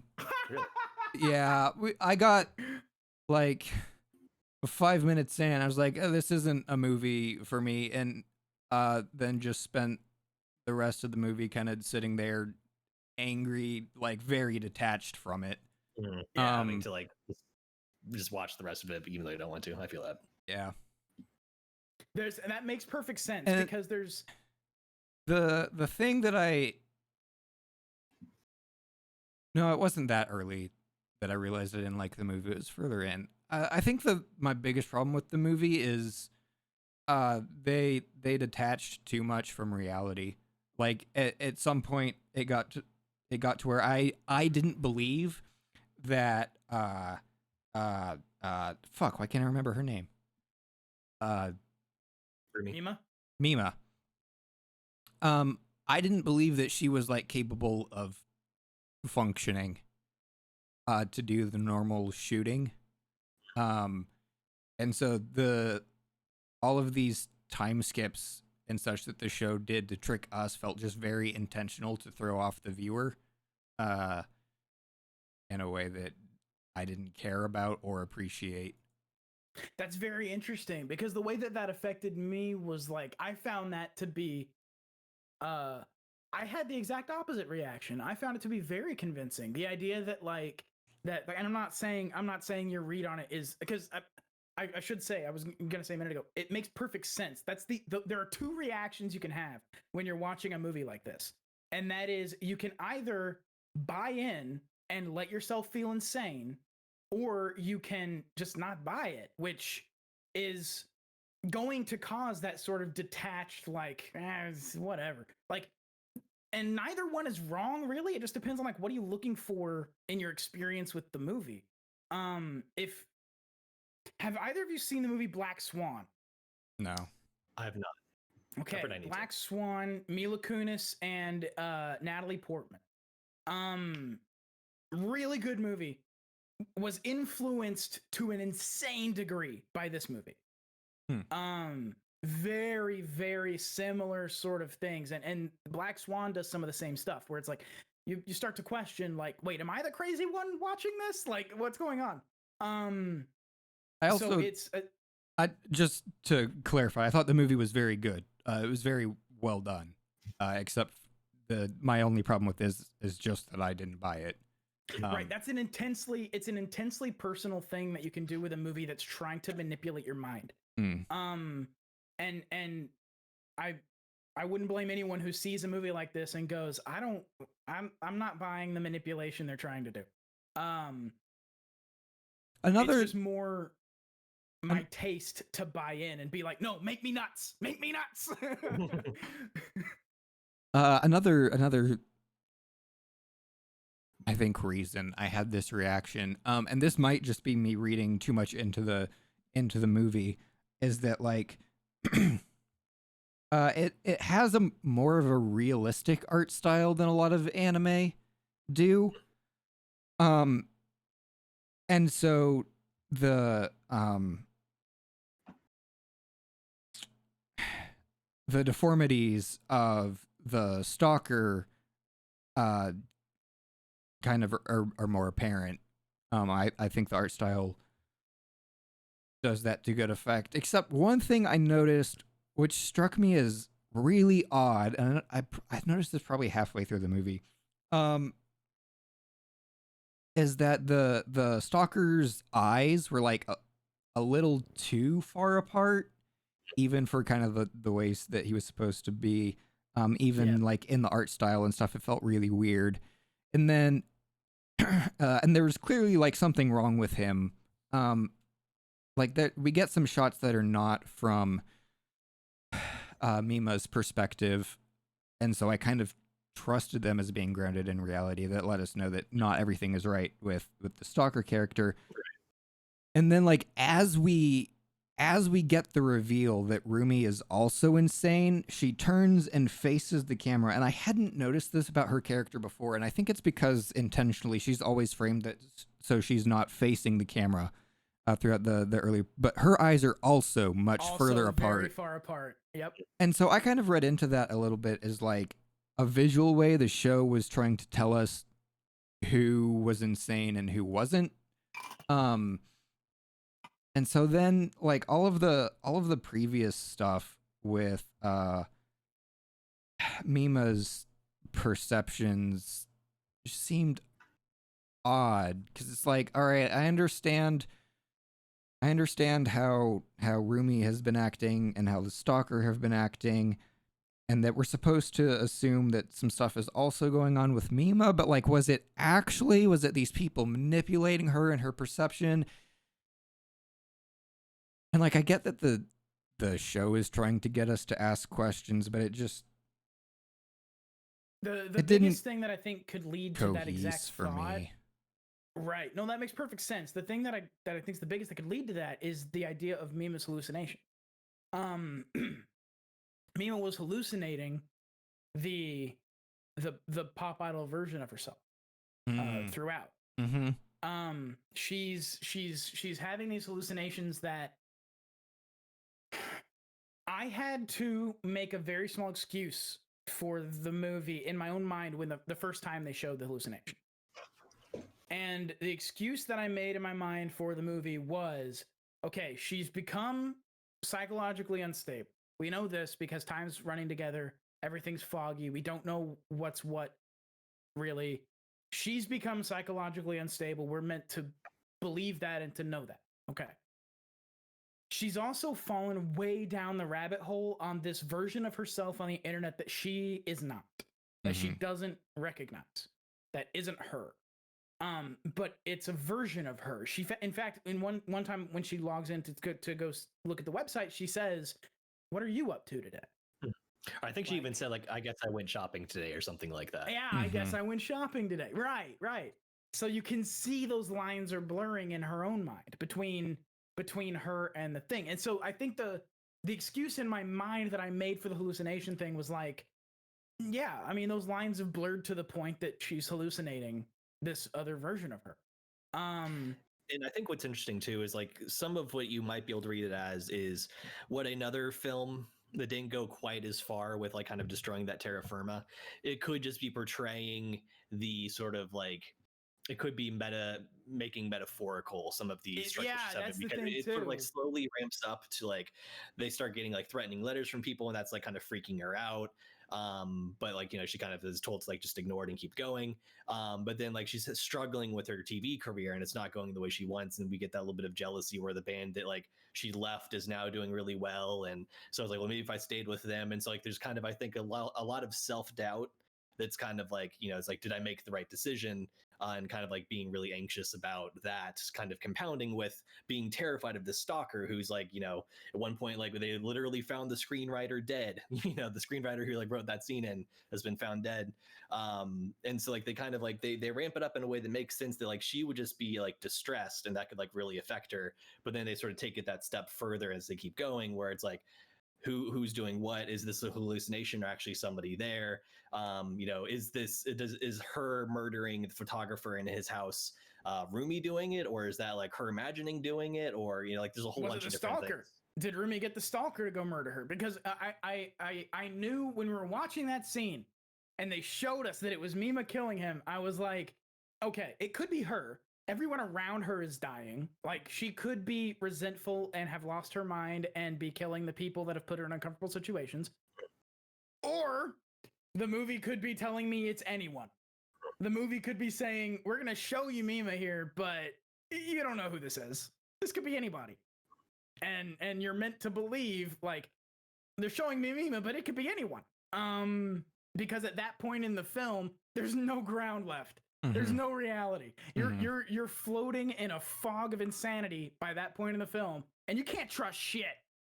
And so it's an interesting sort of arc that they have, where there's these. If you imagine it like a bell curve, there's the, as it starts to go near its peak, things get the least reap. Things like there's less to follow, there's less to trust. Things are happening, but you don't know if it's, you don't know. And then there are these little moments, kind of as that plateaus and stays there for a bit. There are these little moments where it dips and tries to pull you back down to reality, but you're not sure if you can trust those either. And then as it starts to kind of come to a climax, then reality starts to come back. And it's sort of when she gets attacked on the set after they've wrapped the show, that's kind of when reality comes back. Yeah, and it comes back and it hits immediately.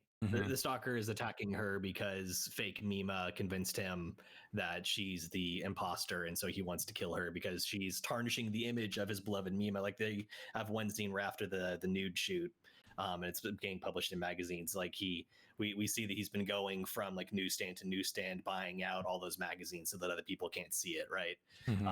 Like just like completely obsessive stuff. And it was interesting too, to your point, Ryan, like with the deformities and stuff like that. Like it struck me how I was questioning the choice myself, even when I saw it. Like, do we need to make the creepy guy look visually revolting too? Like, could it not just be like, he's not like, handsome, attractive, but he's also like a normal looking person? Is that even maybe slightly more terrifying, that it's like any given person could have this obsession and become a creepy stalker, right?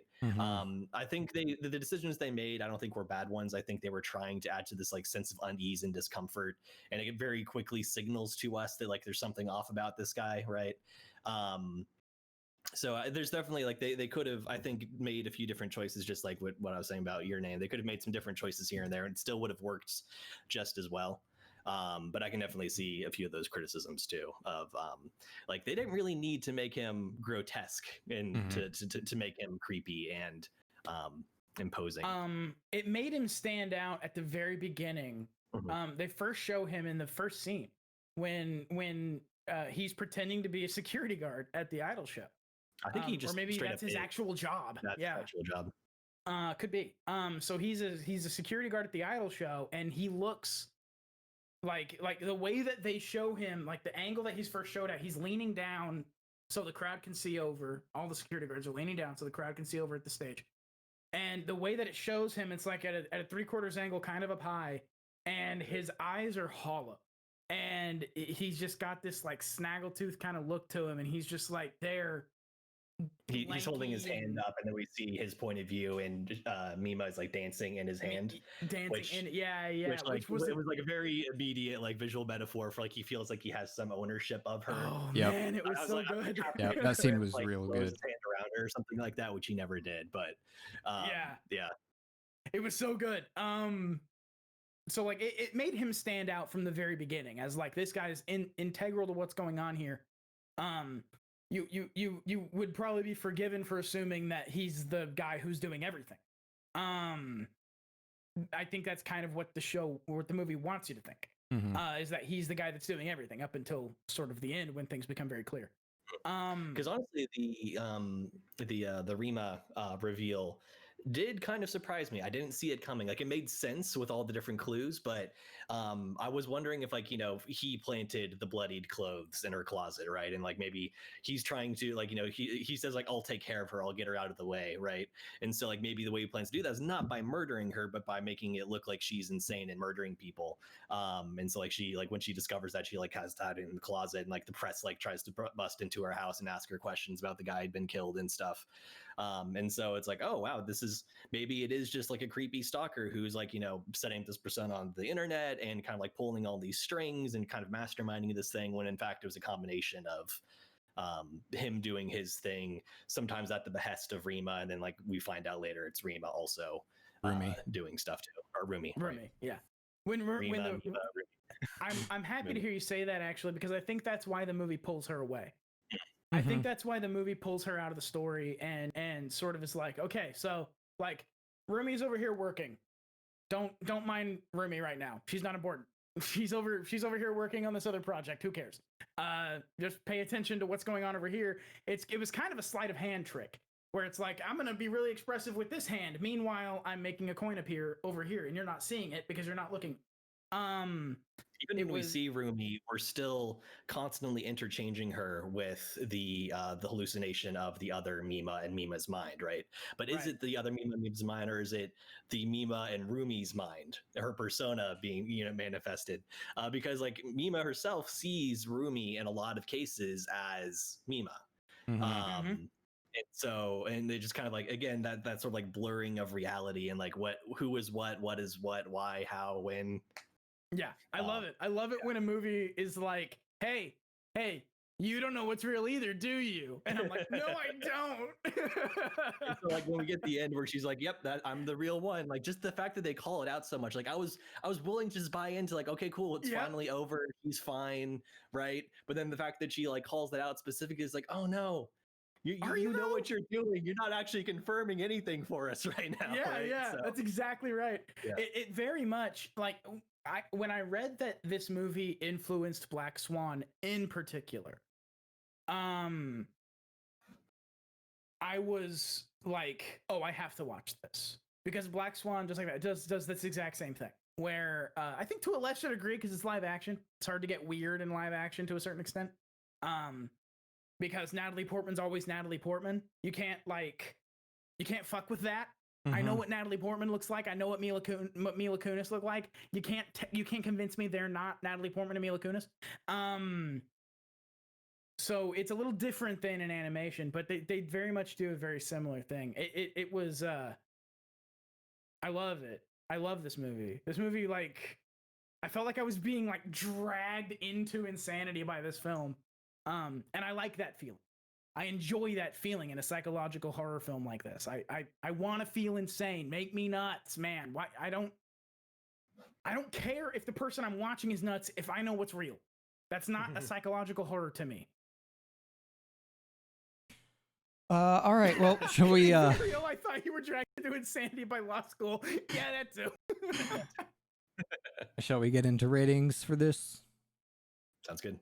All right, Dean, what are your ratings for Perfect Blue? Oh man, my ratings for Perfect Blue. Scenario. So a psychological horror about a chick who wants to become an actress, and everything about this movie. Fucking Black Swan, but anime and before Black Swan and better. Yes. I'm interested in that. The production. Okay, so this was made in 97. And it was also made, I think it's relatively obvious, that this was not made with the budget of a Space Jam. This was not made with the budget of a lot of Western animated, feature films in 1997. So early shots actually felt really cheap to me. I can see the cells. Yeah. You can see the cells. There's actually shadows behind some of the characters and the shadows cross background stuff, like they shouldn't be there, because it's the shadow from the cell. Like the way they took the picture of the cell stack has a shadow in it, and it's just in it. So like you can, it's not, it was not an expensive. I shouldn't say it wasn't expensive, because there are some effects in this that look incredible, and they were probably expensive to pull off. I think a lot of the budget went into later parts of the film, and then they sort of had to like fill in some of the early stuff, which is why like I said, some of the opening shots in particular felt pretty cheap. But then it started to get to a point where it's like, okay, either just like got to feel normalized, or like they were animating the things that like kind of needed to be animated, right? So and then not spending the budget on things like people standing in a crowd waiting for a concert to start, like, you know, like that was just like stock still, right? But it didn't need to be animated necessarily. I think that's accurate. The budget for this was, you can kind of see where the budget went, which is fine, but it's not perfect. Invero, so your title for this is imperfect, but yeah, sure, that's it. Actually, my title for this was a joke I'm not gonna make. Thank you. The I don't know.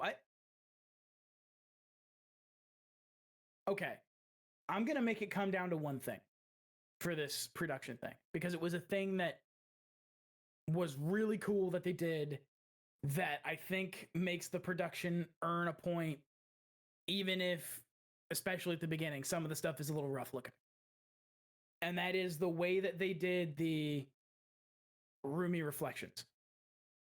The fact that when at the end, when we have Pop Idol Mima facing off against real Mima, and every time there's a pane of glass or a mirror or whatever that you can see in the shot with Pop Idol Mima, you can see that it is Rumi's corpulent body in this idol outfit that is very ill-fitting, and like that's part of the weirdness of it. So like I think yes, yeah, I'm gonna give it a point for that, just because of the way that some of these shots present the story, and the way that some of these shots present the ideas in the story, and like the reflections are real, which you wouldn't expect.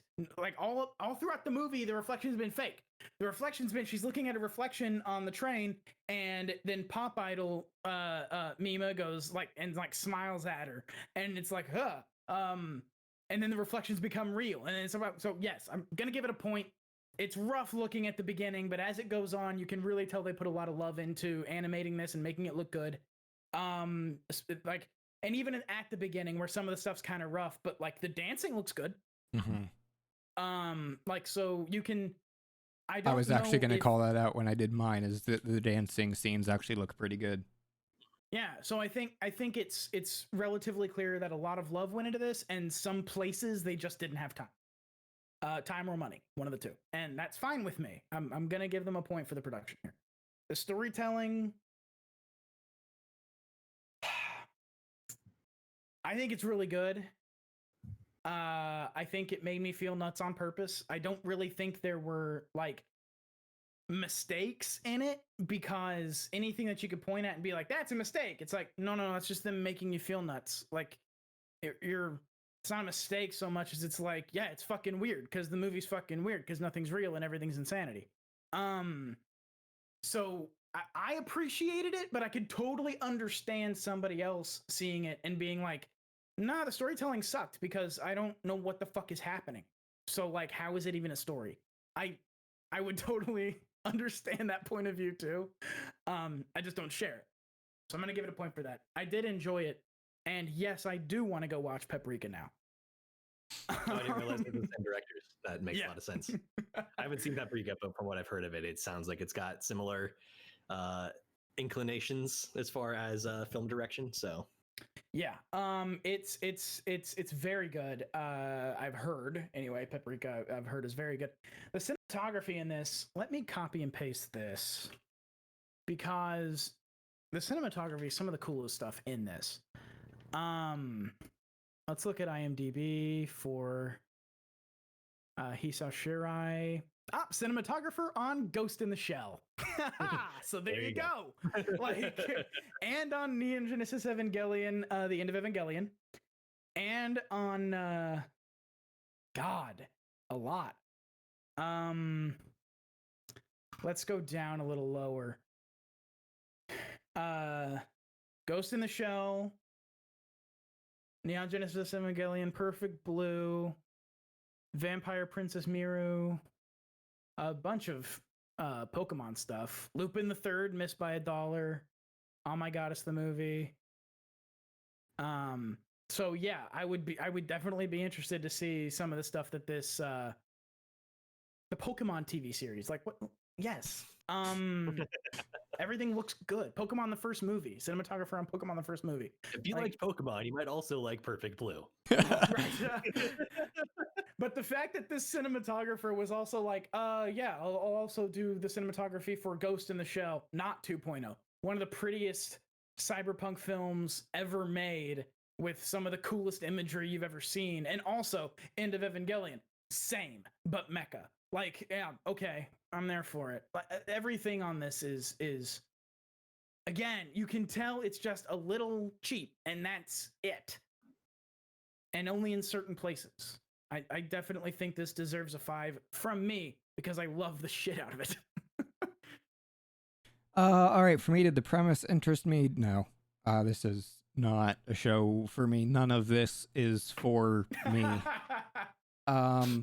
Did the production impress me? Yeah, I'm gonna give it a point. The production was pretty good. Did the storytelling impress me? Yeah, I'll still say it impressed me, even though the show wasn't for me and I had some problems with it. I think everything the show did was for a purpose and to a good effect. Did I enjoy it? No. Do I care to see any more by any of the team on this? Yeah, maybe. I'm not gonna give it a point because I'm not gonna go search out anything by this team. But if you're like, oh, this someone's like Dean just did with the cinematographer, like a lot of that stuff is really good. Like there were some very talented people who worked on this. So I think that's only a 2 for me. Just because this was not a movie for me. It was still a very high quality film. Chris? Objective. All right, so Perfect Blue, a cautionary tale about the dangers of switching careers. Did the premise interest me? Yeah, I think so. I think going into it, I had heard that it's about someone who tries to switch careers, and I think like the main crux that I've been sort of told is like the aspect with the stalkers and how like she kind of is struggling with the switch and kind of it could have been like a very sort of like straightforward like kind of like slasher-esque, which it kind of was, but like it could have been a more straightforward slasher horror and not a psychological horror like it was. But like even like kind of the more slasher aspect I was kind of interested in, and so seeing later that was psychological even just kind of boosted that. So yes, point there. The production impressed me, just like Dean said. A few things where like early on it was like, okay, I guess this is just a 97 anime film, it's just going to be what it is, but then like it got very good later. So yes, it impressed me. Did the storytelling impress me? Yeah. We've talked at length about all the things they did, and like we could like if we really want to, we could just like nerd out and like go like scene by scene and break down everything that's happening. We're not going to do that right now. But yes, yeah, it impressed me. We went as long as we did, and we just hit the high notes. Like, there's more depth to this movie than we covered. We didn't talk about the dead fish scene. We didn't talk about all the scenes where she's trying to figure out what Mina's room means at the beginning. We didn't talk about all the like. There's so much we didn't talk about in this movie. Like, there's way more here than just what we covered. A friend of mine who I mentioned to him that we were watching this film, he's like, oh man, I can't believe you haven't seen that yet. Like to me, it's like a near perfect film. And I say that only because I say nothing is perfect.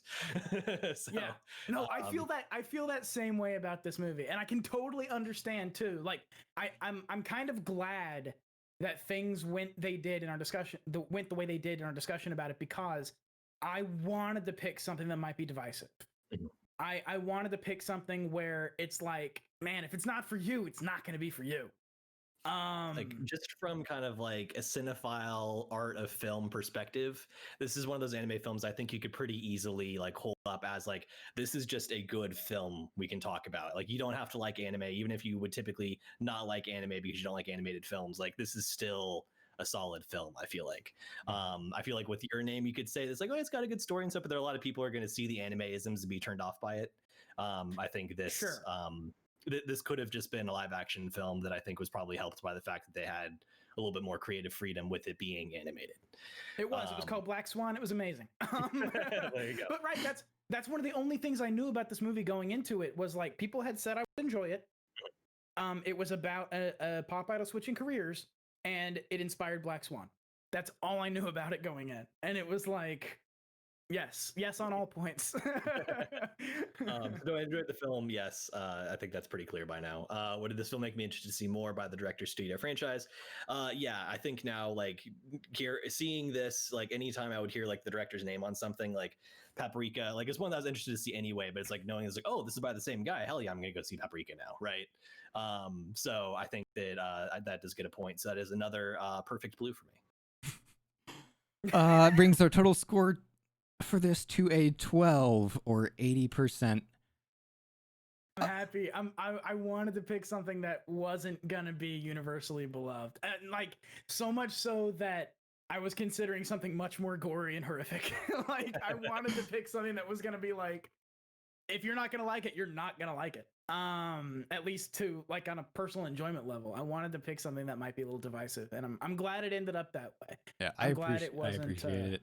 I appreciated the experience of watching this movie, because I haven't quite made up my mind yet. But I think going into this, I would have said I like the idea of a film where you can't trust the main protagonist. And coming out of this, I'm not so sure I hold that view anymore.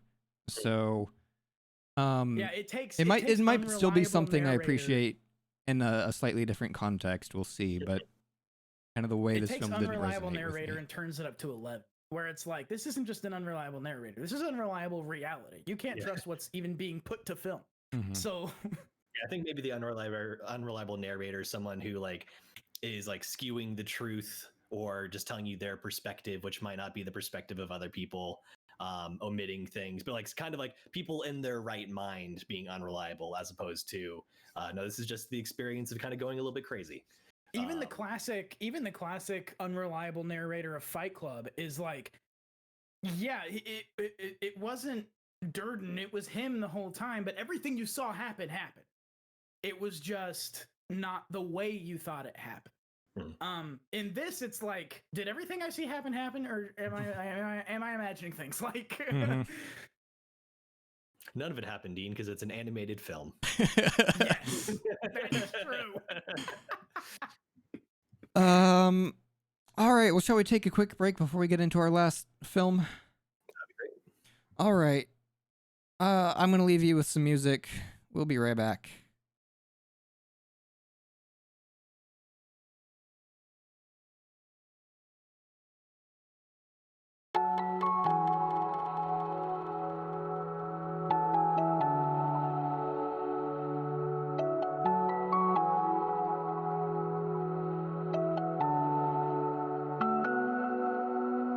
Inside my head there's a little place left for you.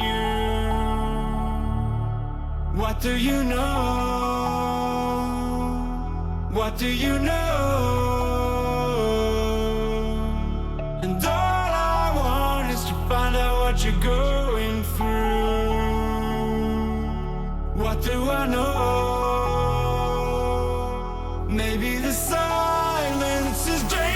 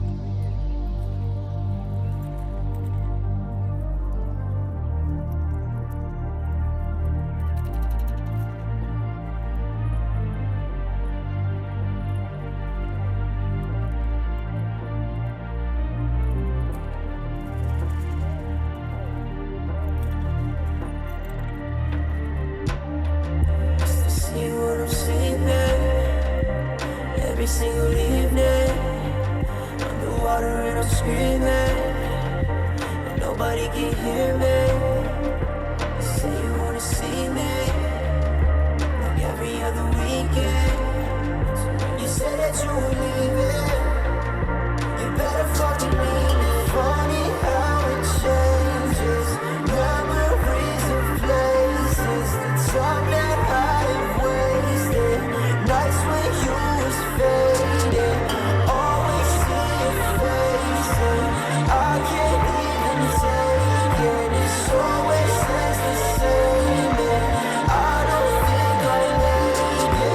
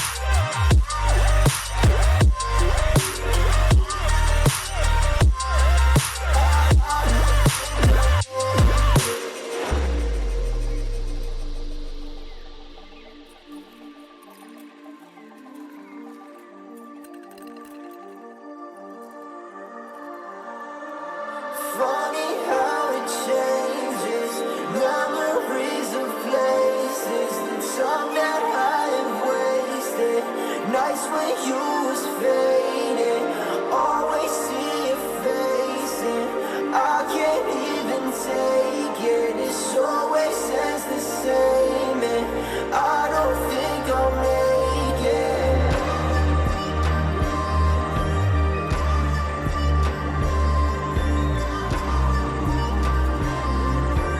I don't think I'll make it.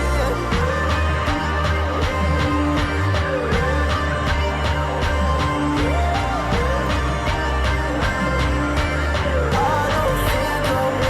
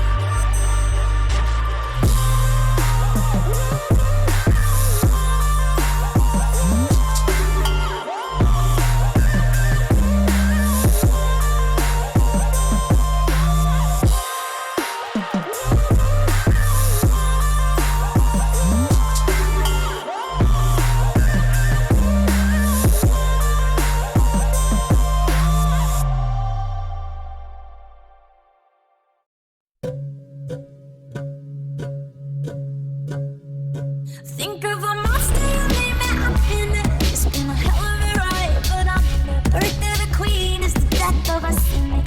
I'ma be good, but just give me a minute. I know where to go when I'm back at the wheel. No one but me cares about how I feel. So I'm gonna try till I find a good meal. Maybe then we'll talk for real. And on the road to heaven knows where. I'm feeling okay, yeah. I'm feeling okay.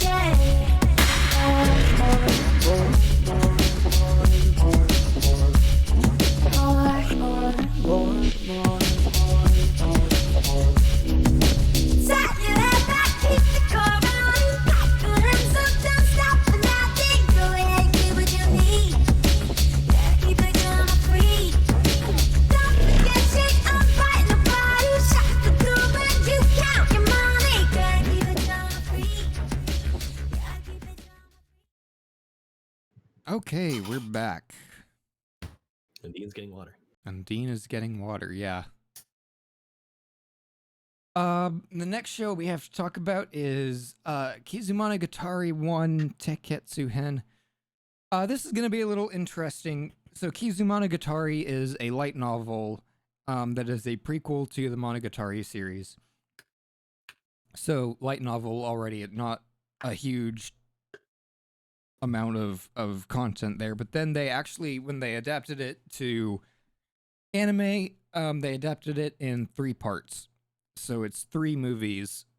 So this is not by any means a complete story. It's basically like 2 episodes of anime. I think each movie is only an hour. I know this one's only an hour. So we start with Araragi walking up a whole bunch of stairs. And it's done in Shaft's usual style, which is to say it's fucking beautiful and everything is weird. Yep. It's gorgeous and strange. Shaft.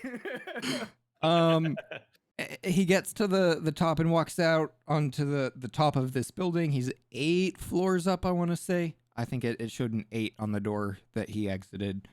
And it's kind of overcast. And just shots of fucking madness. Who knows what this building actually looks like? Crows and all kinds of crows stuff. and Isn't it supposed to be the cram school or no? yeah, this is supposed to be the cram school. For this series of movies, they made the cram school much more intricate and detailed, and actually has some interesting architecture. Compared to because it's usually just like a rectangular building with a room with a pile of desks in it. Like that's usually the cram school. Yeah. The sun comes out and he catches on fire. And then we jump back in time, and he is in front of his high school for unknown reasons, and he meets Hanekawa there, and it's the first time that they ever met. And It's so good. We get a normal Monogatari style dialogue scene where 2 characters are talking, and it's maybe time is passing. Maybe time this is passing. Conversation is taking place over the course of a couple of days. Maybe this conversation is taking place in weird time or in real time, and the weather patterns are strange. Who knows? It's Shaft.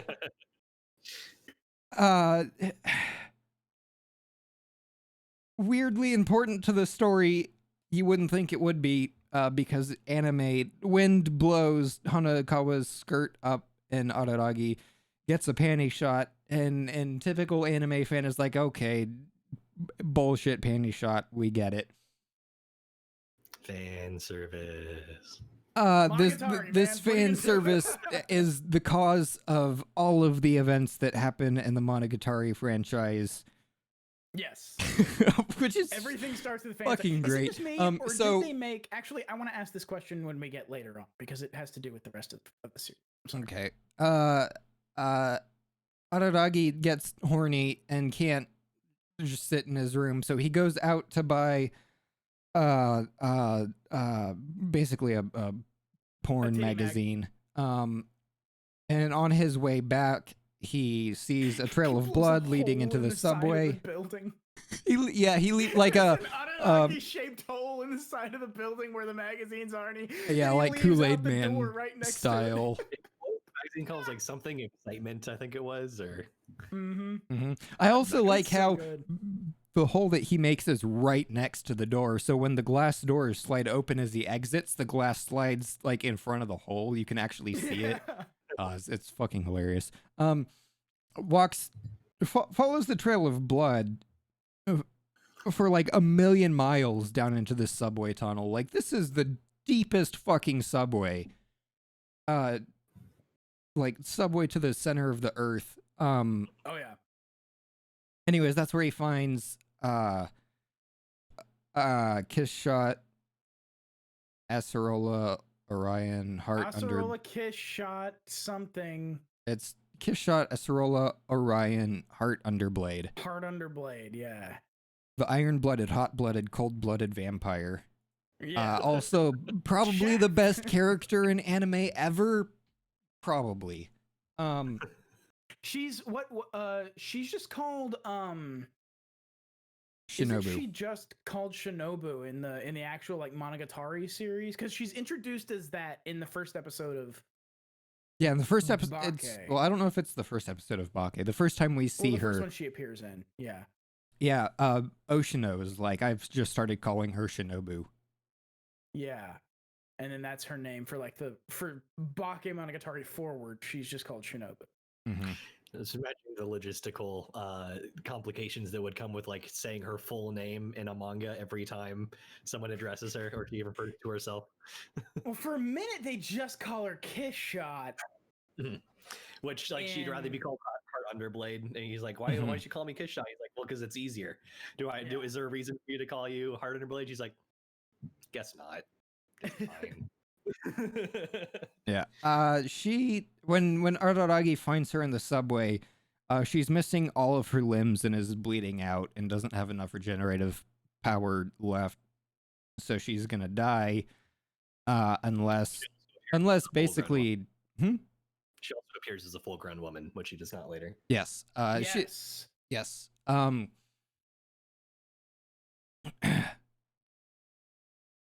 So she's gonna die basically unless Araragi lets her drink his blood and he dies, and then she can go on living. And there's a lot of screaming. There's a baby cry thrown in there or somewhere. Araragi leaves. He's like, nah, fuck That's what this he's shit. hearing. He's like hearing a baby crying. I'm not sure if that's supposed to be diegetic or if it's Shaft I'm pretty sure it's describing her yelling. Shaft. Because Yeah. yeah. It's underlaid, and so like what they're clearly going for there is the idea that a human baby crying to a human is like impossible to ignore. Like we almost feel like physiologically compelled to go stop the crying to help the baby. If you're a healthy non-psychopathic or sociopathic human in theory, especially to a mother.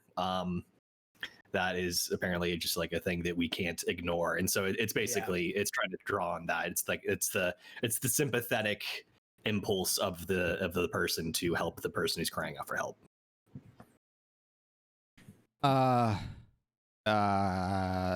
She's yeah, gonna Araragi die.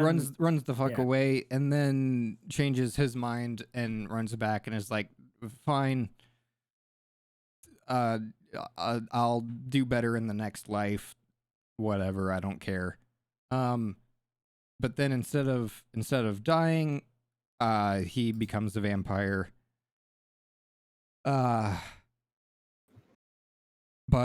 Kishshot still doesn't have all of her powers back, and so she recovers, but she has the body of an 8-year-old, small girl. And she's like, it'll be easy. You just have to get, for me to recover fully, you just have to get all of my body parts back from the 3 vampire hunters who defeated me. Just, fight them one-on-one, and you'll be fine. Don't fight them all together. Yeah, you're a brand new vampire, but you can just do that.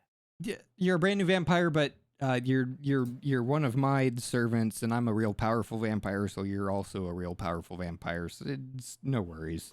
No worries, The 3 mate. vampire hunters show up, just fucking out of nowhere. Araragi he's somewhere else, so he's clearly like gone out to look for them, and finds them successfully, and they show up, and they're gonna beat the shit out of him, and then the second best character probably in anime ever shows up. Oshino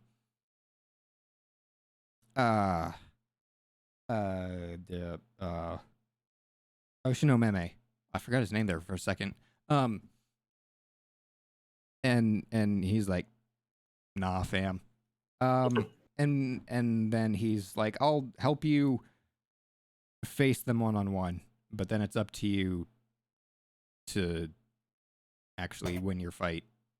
Mhm. That's where the first movie ends. It's like it's set up for the setup. Yeah. It's the The Oshino reveal, I think, is actually my favorite part. Like Like the so first good. That time- whole scene. He's like Oh on. god, it's so cool. He's doing the superhero thing where he's like on top of a very high place, looking out over the city. And then he falls. He just like and the entire leans like forward with his hands in his pockets, and he just like falls like a plank with his hands in his pockets. He's falling down toward a thing he's gonna land on, and then start jumping like a badass. Parkour. yeah, there plot wise, I don't know. There's a whole lot to talk about here. It's like you said, it's set up for the setup. It's I find it okay. I wanted to ask this: is it just me, or have they like gone back and made Hanakawa more cat-like? Because at the beginning of Bake, she's more at the cat-like in this movie than she is in Bakemonogatari before. right before the actual arc, before the actual black cat or white cat, I can't remember. Arc. Both. I think they're back. I think Black Cat and White Cat are arcs back to back. Right before that arc in Bake, she's not that cat-like. She's just more like a studious student, you know, and there's a couple of fan service moments, but she doesn't really have like Neko face or whatever you call it when you have like the Yeah, she's the got like a three for the W mouth. Right. Like they don't really have that for her in Bake, and she's not as like she's animated more like alive in this one. Like her movements are quick and precise, and it's less so, I think, in Bake. Like it's almost like after they do the actual cat arcs, then they're like, okay, so now she's gonna be very cat-like in everything we do. Yep. The show Which is looks fine because I fucking like that amazing. Mm. Shaft. This was the first time I had seen them do this style. I think this is all CG or mostly CG. There's a lot Mostly of CG. CG, especially in the backgrounds. Mm-hmm. The backgrounds are almost entirely CG, and I didn't realize, and I messaged this to you guys, I didn't realize how, when I first watched Kizu, I've seen the full Kizu series, I think. I might not have seen 3, I can't remember. I don't remember this, but they did like frame rate matching on the movements of the CG backgrounds in certain areas. Like when he's walking up the spiral staircase at the very beginning, the frame rates match. The animation and the CG. The CG is like jumpy looking. But it's matched to the animation. And then sometimes it's incredibly smooth. I think they might have gone in and just like found the ones that looked the most weird, like the most like it was removed from each other, like the animation didn't belong in the universe, and just did the frame matching for the CG just in those shots, because it's not in all of them.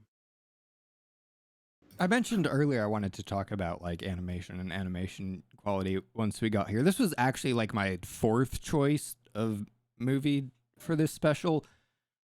The first 2 choices were movies I had never seen before, and so I watched them before choosing them, and they were both ass. And one of them was the full title is something dumb. It's like Fireworks. Should we watch them from the side or below? It's okay. Also a movie done by Shaft. It was done in the same style as this, except it came out after this, and it looks awful. Like it was embarrassingly bad. So much so that I assumed that it had to have been like a precursor to this while they were still figuring out the technology. But then I went and looked up dates, and no. It came out in 2017, and this came out in 2016, 2015. 2016, yeah.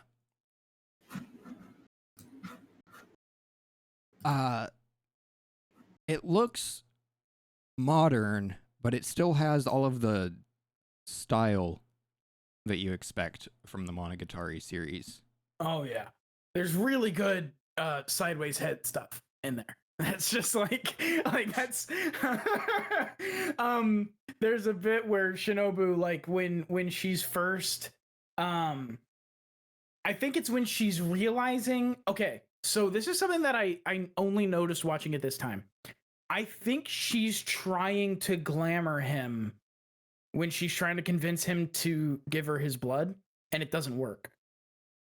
I think that's why she shows shocked when he leaves, because he's like, she's looking at him, and they really focus, as far as the cinematography goes, they really focus on her eyes. They get real close, right up on her eyes, and they're like deep and gold, and you can tell. I think they were trying to convince us that she's trying to glamour him to get him to give her his blood, and that's why he has such a hard time running away, where he's like standing there going, all I gotta do is run, all I gotta do is run, all I gotta do, why can't I run, all I gotta do is run. He's like running away frantically, but he's still just like kind of standing there slowly trying to back away. Yeah, right. I think that's also why she responds the way she does when immediately after he starts backing away and you see her eyes start like wiggling, like the lines around her, like they actually do they animate those lines getting wiggly and weird, because she's freaking out. I think that she's realizing that it didn't work in that scene. I could be reading way too into it, but it's either that or she's like, people maybe are like bewitched by her, or like just her looks or something like that, because she's definitely like very voluptuous, you might say. Yeah, and there, so like and she, it's like mentioned her appearance or whatever, and to the point where like, you know, she kind of like, because when she's saying, it's almost like a demand or a command. It's like, yes, of course you will give your blood to me now, right? Everyone does. And so it's either that she's glamoring him, which I think I like that theory best, now that you mention it, or it's that she's like always been able to sort of like command people to do the thing, and then she's surprised when suddenly he doesn't. It was a what? I was gonna say that's a good call out, because I hadn't made the connection that that's what she was trying to do, but it did stand out to me watching through it this time that like she wasn't asking for his blood. It was a command, and I thought that was a weird way to go about it. That's not the way to like convince someone. It's like, hey, could you help me out here? It's like, no, give me your blood now. Hurry up, come on. So that's what I think was, because it's mentioned too that Hanakawa mentions that like no one can refuse her. Like she says that earlier during the conversation, talking about, you know, they say there's a vampire, she's got blonde hair, and she's stunningly beautiful, and no one can refuse her. And I think that's what they were trying to do, was have her do the glamour thing. Of course, I don't know if that exists in Monogatari. Does it? I think it does. If glamour is a power that vampires have in Monogatari, I'm convinced. If it's never mentioned before, then I'm not. I don't remember, but I think it is mentioned elsewhere in the Monogatari series. Go ahead. No, you go for it. Oh, I was gonna change a general statement on Monogatari, but you go for it. Oh, I was just gonna change topic. I had never really thought of this as like an introduction point to Monogatari. But I was kind of thinking about it now for this podcast. This would not make a good first episode of a TV show, I think. Like the things that it kind of promises, it wouldn't get me hooked to see any more of it. Like they definitely expect you to come into this with previous knowledge of the series. I don't think it would make a good introduction to Monogatari. So this actually was my introduction to Monogatari.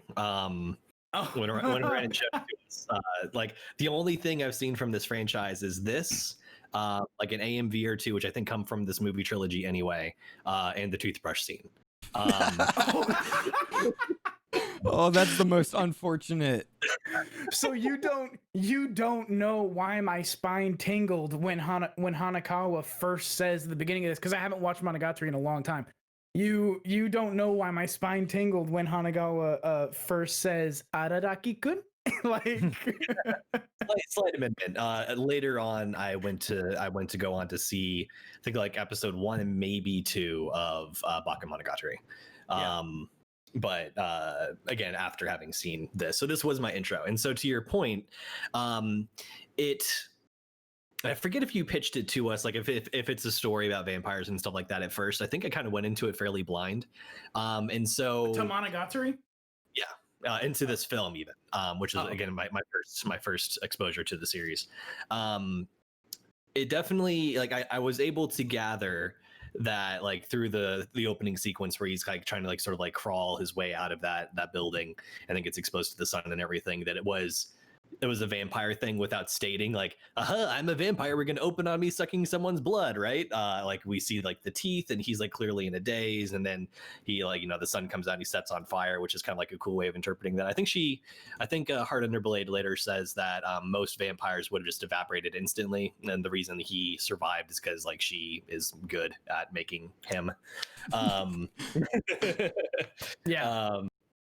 But yeah, like he catches on fire and then like basically just like succumbs to the pain, and she has to drag him back indoors, also catching on fire in the process.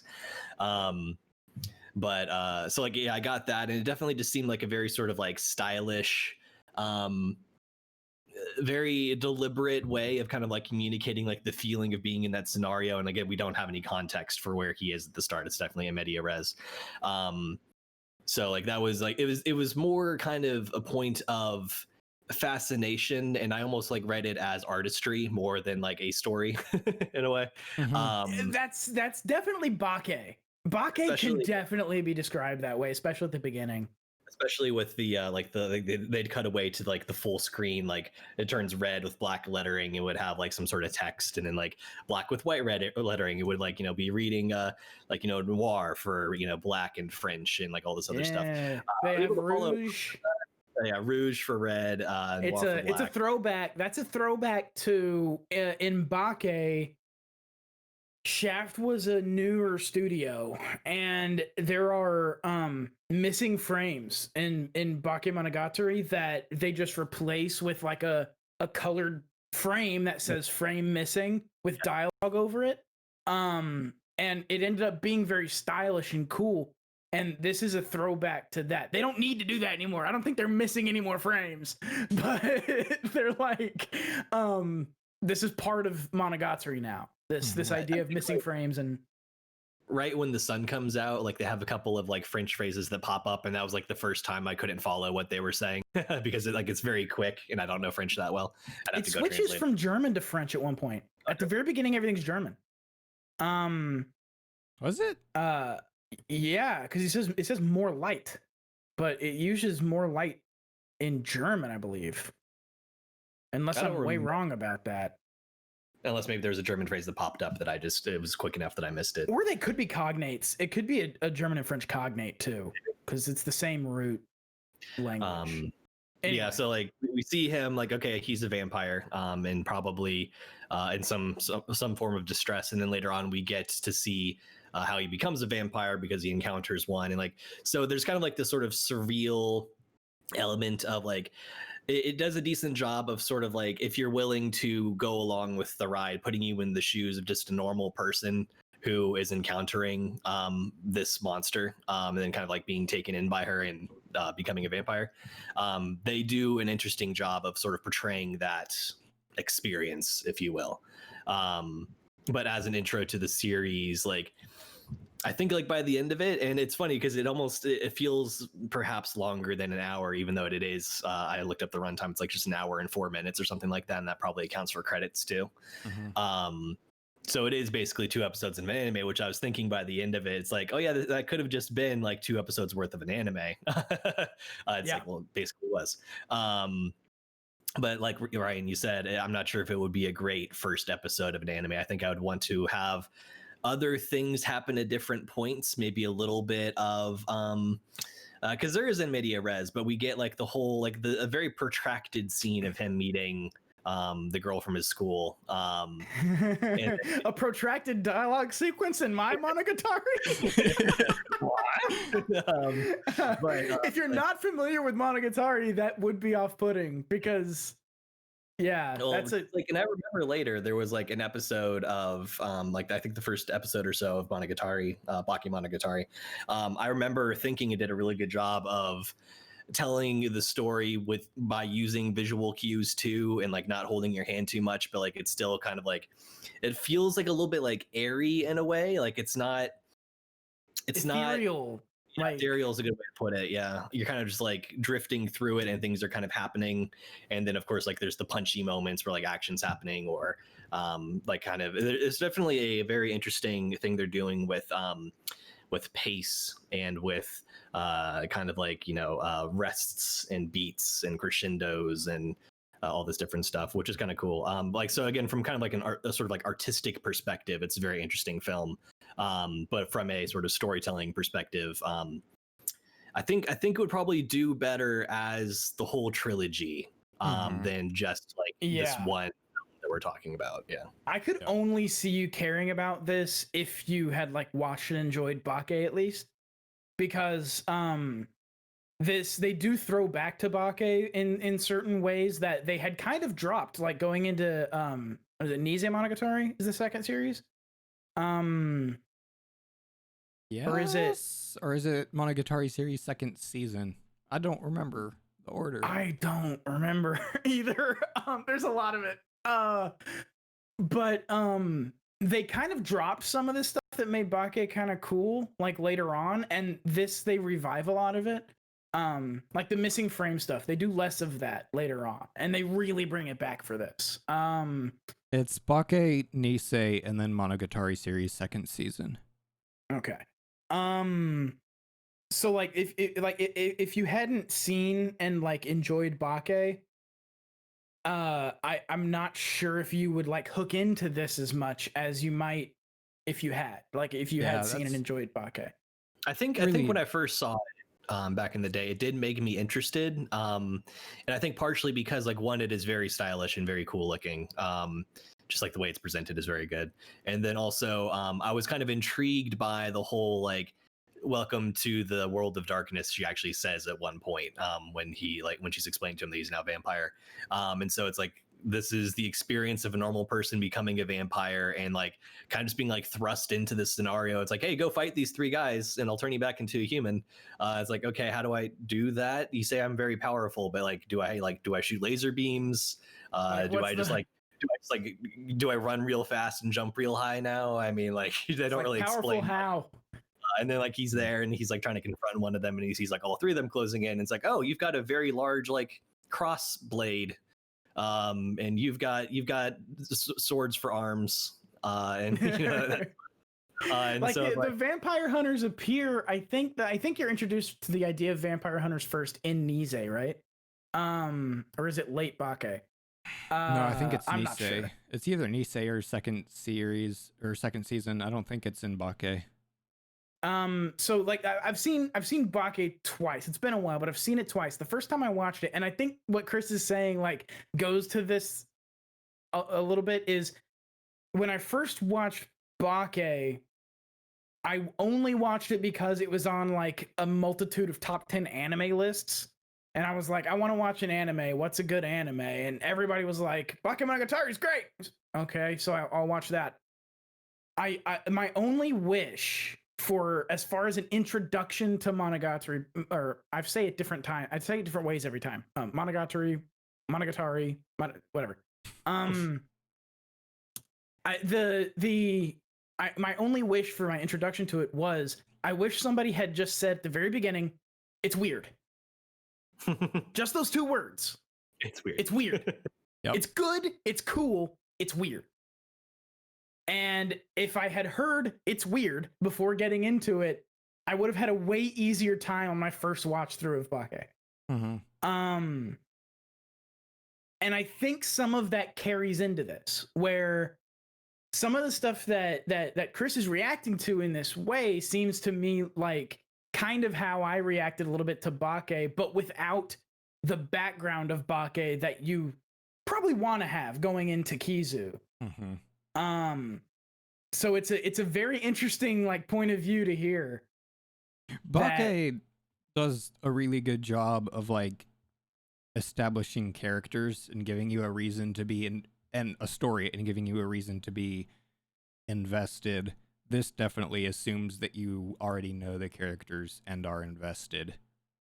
I think to kind of like to close that up point from earlier that I don't know if I quite did. I might have like just sort of like trailed off and like kind of just like gotten lost on the side tangent. But when I finally got around to seeing the first episode of Baku Monogatari, it was interesting to me how much of the storytelling wasn't kind of the typical anime. Let me state to you very explicitly what's going on and how I feel and what you should think and what I should think and all this different stuff. Like it had good like visual storytelling and kind of like characterization like through dialogue that wasn't like too on the nose, that sort of thing. Other like kind of like stylization and stuff like that. And so like that was definitely something that I could tell was a strength of the series, is like it kind of, if you're willing to engage with it, like you have to kind of pay attention, I feel like, but if you're willing to engage with it, it's going to be like a very well done delivery of something weird and interesting and cool. So I kept trying to bring this up, but we had other more interesting things to talk about instead. It was interesting to me that it was the protracted scene of him talking with Hanekawa that stood out to you, because I really enjoyed that entire sequence. I love it. Come from, having prior knowledge of the series. The thing that stood out to me, watching rewatching it this it's a time, mirror of the playground dialogue sequence. But yeah, the thing that stood out to me was the protracted scene of him in the subway meeting Kiss Shot for the first time. Like that just felt way too long. Yeah, that kind of made sense because I felt like they were intentionally trying to build tension, and kind of like if it felt, I think it felt quicker to me, especially like without context, because it's kind of like crap, like what, like I'm looking at a limbless person bleeding out here in the middle of an empty subway station. This would be kind of like an intense sort of experience. And actually, I mean, there were things I did like about the sort of like talking to what's her name from school. Lots of interesting stylization there. Also, very exaggerated character animations, but in a way that kind of like works for anime. When they like, when she does the thing where she kind of like sweeps her skirt back and like kind of bends over at the waist and kind of like hops up to him, like the way, just like the way that they like shot and cut that, and like the way that that she was animated. Obviously it's an exaggeration, but it definitely conveys her personality in a very kind of like clear way. That I think kind of might speak to, again, that sort of experiential thing that the film does, of kind of like, here is the sort of the feeling that he is going through interacting with her. Like all these like little details are kind of being like exaggerated, sort of in the same way that Ryan and you and Svi have talked about on Arla in April.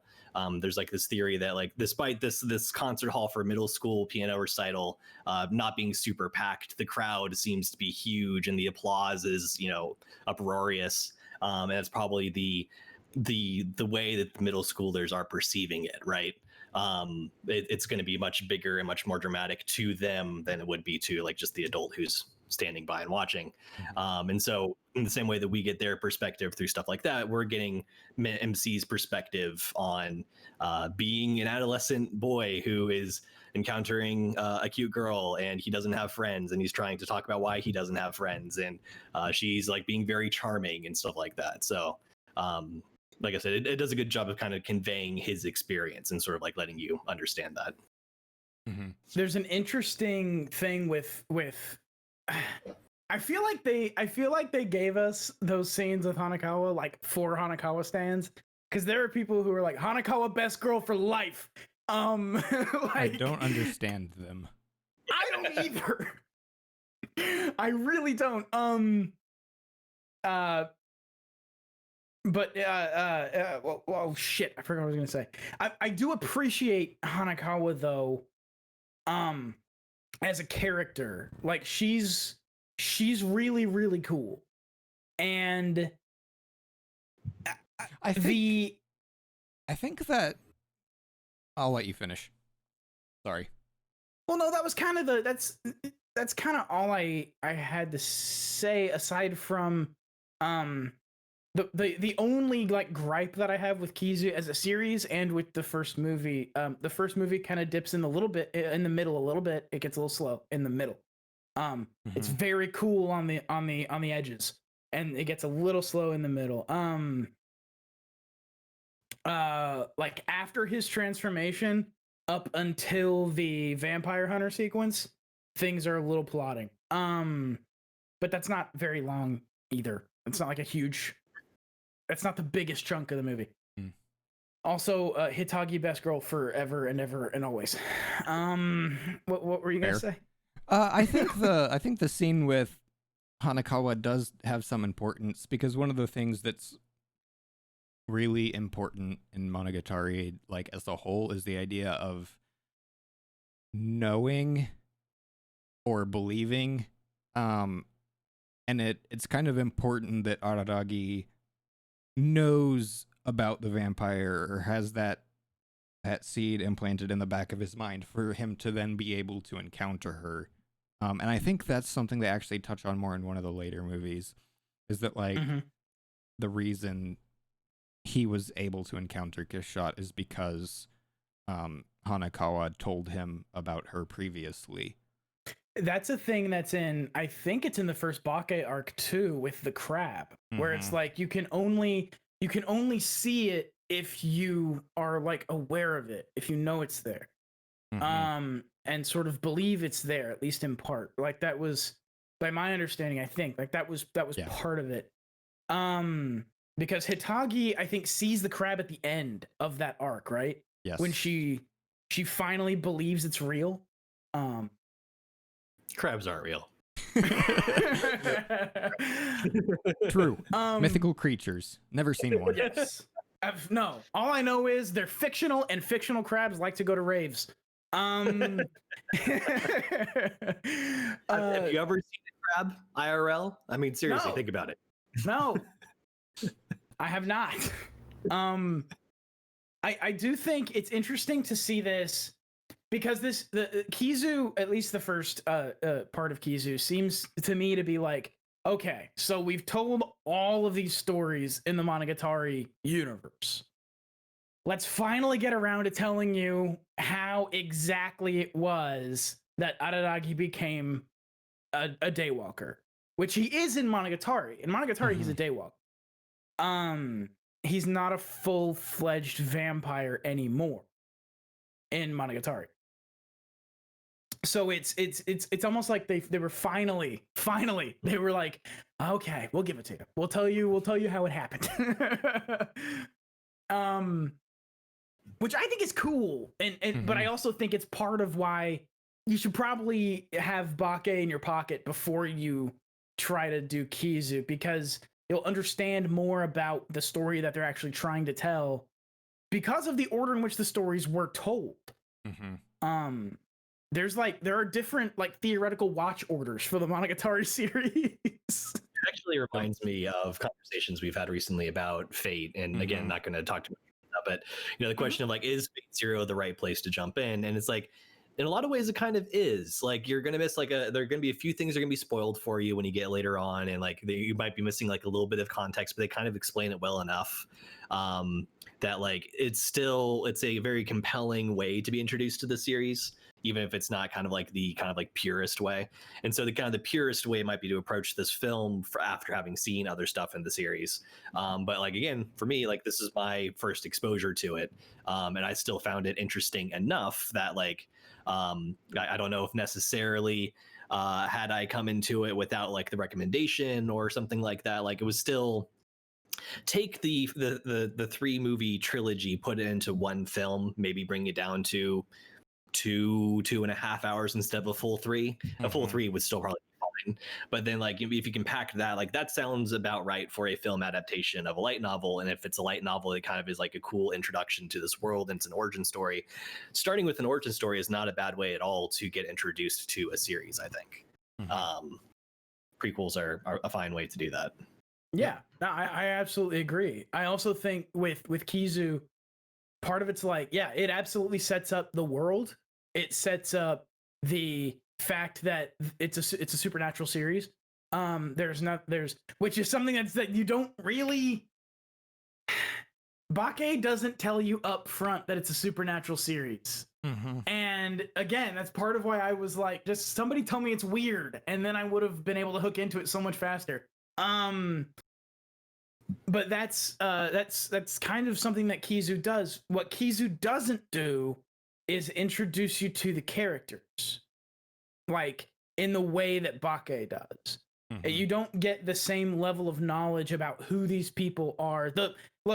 I think what's up? And the introduction you do get to Hanakawa's introduction, I think, is pretty good and true to life. For It's her really character. good. I was about to say, like, if this was my first introduction to Hanakawa, I might think she's best girl. Like, mm-hmm. The one for Araragi, though, like, he's much more kind of brooding and emo in this one than he is in the rest of the series. I also feel like I also feel like he becomes more decisive later in the series. He doesn't like stand around looking at a limbless girl screaming for 2 minutes and Bake or Nisei or any of those. Well, even especially in the first arc of Bake, he's like, he sees, I think, if I'm remembering correctly, again, it's been a while, but by the time they come around to the crab thing, it's like, he's like, oh no, I knew that was there the whole time. Mm-hmm. Yeah. Like, that's... He catches Hitagi, realizes she's light and there's a supernatural thing going on here, pursues her. She staples his lip. He pulls it out and says, I'm fine, fuck you. Yeah. Let me get involved in this. Like, yeah. Tell me more about what Hitagi does, because... but slower.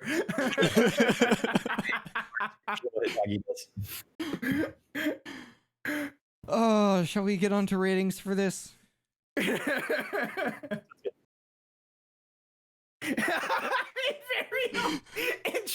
She staples his lip. Kizumonogatari 1, Teketsu Hen. Does the premise interest you?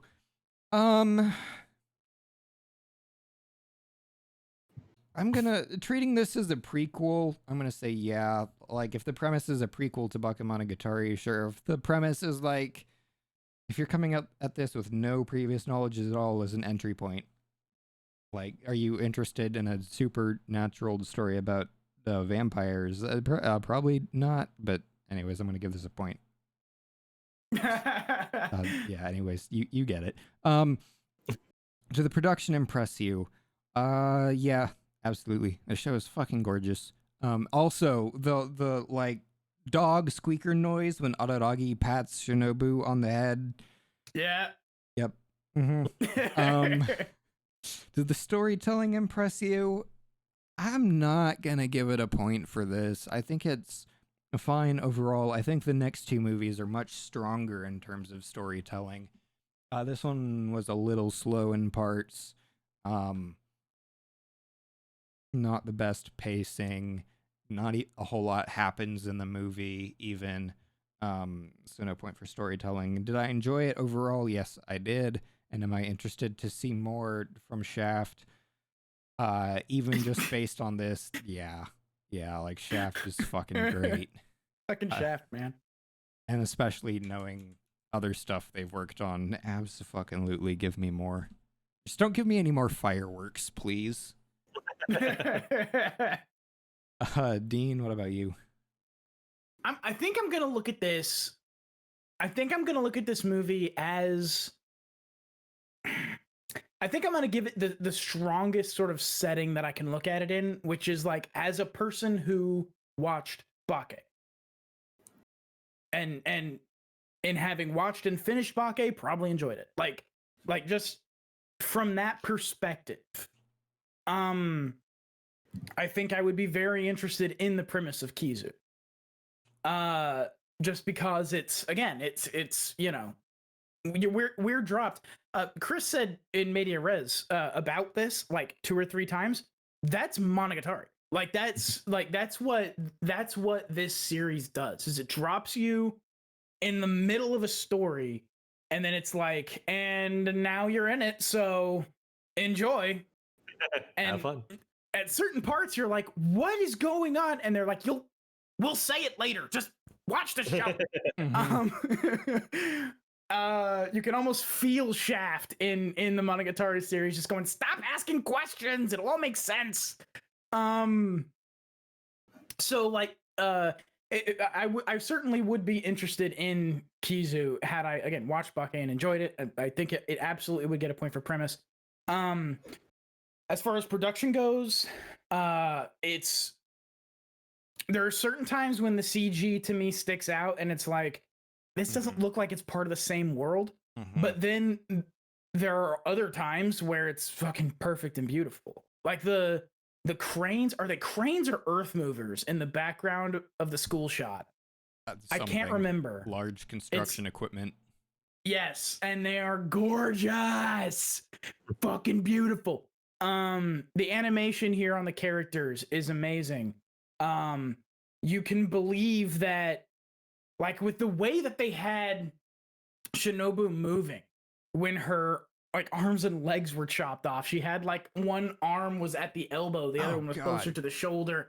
And so she's like trying to crawl with this elbow arm. I feel like part of that was them like giving a cookie to Guro fans, but anyway, she's like flopping around in a puddle of her own blood. It was so when she's crawling toward Yeah. him, like she her stump as like the one kind of like leg that she has, and it's like exposed bone and muscle tissue. It's like no. Exactly. Which I think speaks to the production being very good. And there's also okay, so the storytelling again, as a person who watched Bake, if you're in the mindset of a person who watched Bake and enjoyed it, I think the storytelling here would be kind of actually just how I experienced it, which is strong opening, strong closing, little weak in the middle. Especially knowing that this is part of a trilogy that was never meant to be taken as one thing. It's meant to be taken as the full series and not as, this isn't A New Hope. They knew they were getting a sequel, and they told the story to lead into the sequel. So I think given that, it is really slow in the middle though. Yep. I think just because the next two are so much better, I think this one doesn't get a point. Because the next two really are way stronger. They don't have the same like lulls that this one had. That goes beyond just like pacing and goes into like, okay, the middle of this one's kind of boring. So I don't think it's gonna get a point for that. I do enjoy it. I did enjoy it. Am I interested to see more Monogatari? I mean, yeah. Again, if I were coming at this from the position of, again, to give it the best chance, if I were coming at this from the position of someone who had watched Bake and enjoyed it, yeah, I would. This would keep me going into Nise and the rest of the franchise. That said, I still haven't seen the final season, but it's good. Yeah, watch it. Is it good? Yeah. Because there's the one really long arc in the middle, or there's two really long arcs in final season that I'm like a little leery of getting into. Which final season are you talking about? The season that's called final season. It's very long. It's actually 2 seasons, I think. Is that because it's got it's Tsuki Monogatari, Owari Monogatari, Koyomi Monogatari, Owari Monogatari, and Zoku Owari Monogatari. Okay, yeah, so that's like 4 seasons of anime. Yeah, that whole thing is just called final season. I haven't watched any of that. Do it. They're all worth it. Okay, I will. Zoku especially. All right, I will. But yeah, having seen all the way up through like Neko and second season, I think. yeah, this would definitely keep me going into those. So yes, I want to see more Shaft Monogatari. Yes, I do. Of course. It's one of my favorite fucking shows. And Chris? All right, Kizumonogatari 1, Taketsu Hen, putting the pyre in vampire. Did the premise interest me? This is a tough question. Because I came into it, like I said, with very little context. And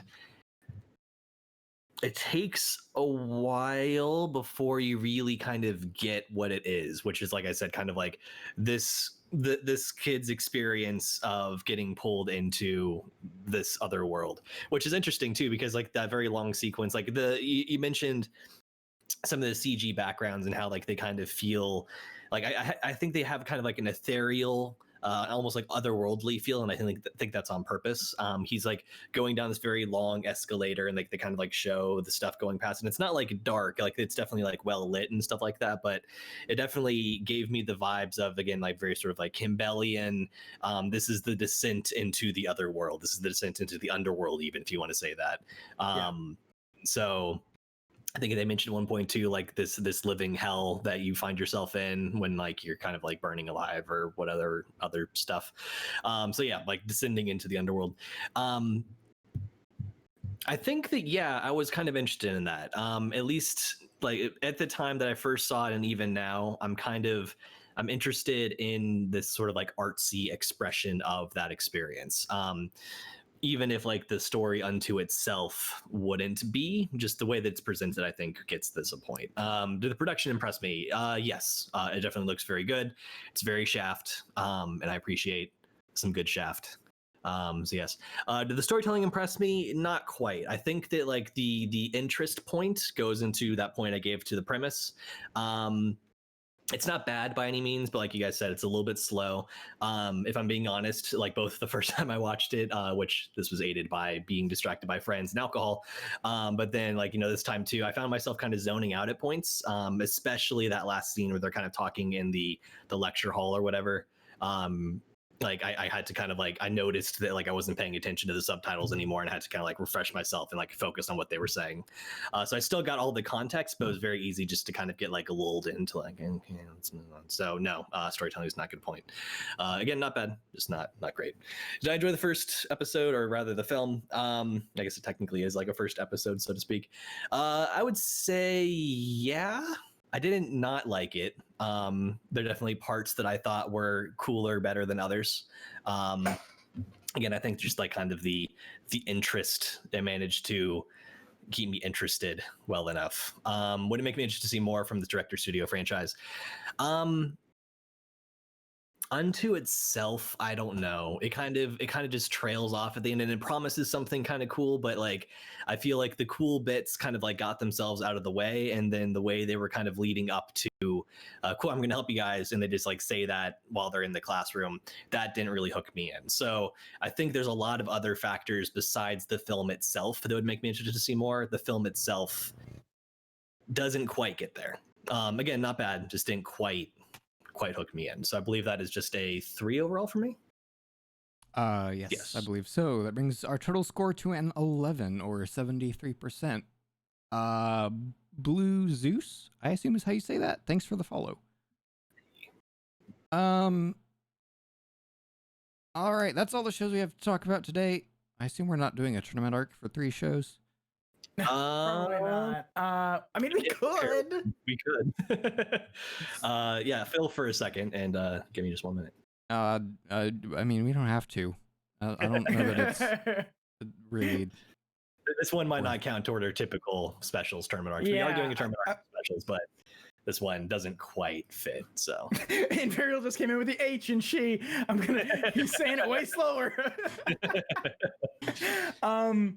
Yeah, I really think that this would probably go like.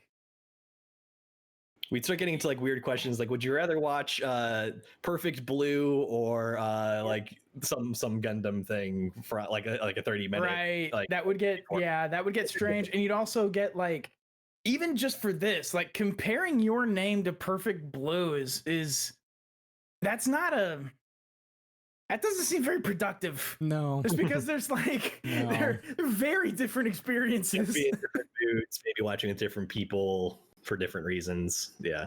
Mm-hmm. It's a, but I think all of these are good. Kizu, especially if you already like Monogatari. Your Name, if you like anime. I'm not sure if I would show Your Name to someone who doesn't already enjoy anime. I think I would agree with that. Yeah. I made my and family Perfect- watch it, and they enjoyed it. Did they? Yeah. Okay, well that speaks well of it. I think it could work for people who are maybe open to anime. I don't think it would work for people who are resistant to anime. Yeah, I agree with that assessment. And then Perfect Blue for weird fucks who like to be fucked with, I guess. Because that's me and I loved it. Yeah, all of these are good though. All of these are very solid picks. It was kind of difficult to come down to movies that we could bring because there's a lot of really good OVAs and standalone movies. Yeah, we kind of artificially limited ourselves on what our choices were. Because like when we were discussing it, I think early on, we decided no Studio Ghibli because we were like, everyone knows. Everybody knows they're good. Watched stuff by Studio Ghibli. Everyone knows if you see Miyazaki's name on it, watch it. Just watch it. Don't even ask questions. Just fucking watch it. Everyone already knows that. And then Chris picked Your Name, and I didn't want to pick another Makoto Shinkai film, so. I think that added to it because I think it gave us like a broader sort of range because we have like a very good dramatic, but still like it's weird and thoughtful, but it's not. You know, Interstellar. It's weird and dramatic, but it's thoughtful and it's cool. In Your Name, and then it's a little. I don't know. It hit mainstream, but it's also like a time travel body swap movie. So it's got some. That's mainstream. I think it's got some decidedly not mainstream elements, but it did hit mainstream. I don't know, did it? Did it hit mainstream for anime fans or did it hit mainstream? I mean, in Japan, it hit mainstream. If you're talking about here, I think it got bigger than most, but close. still not not massive. Yeah, and then Perfect Blue is just an older one that people are like, it's really good, but it's kind of culty. It's sort of got a cult following, and then Monogatari. I mean, Kizu Monogatari is it's more Monogatari. It's it's Monogatari. What I don't know what else to say, man. It's Monogatari. Well, this has been episode 100 of AniFiles.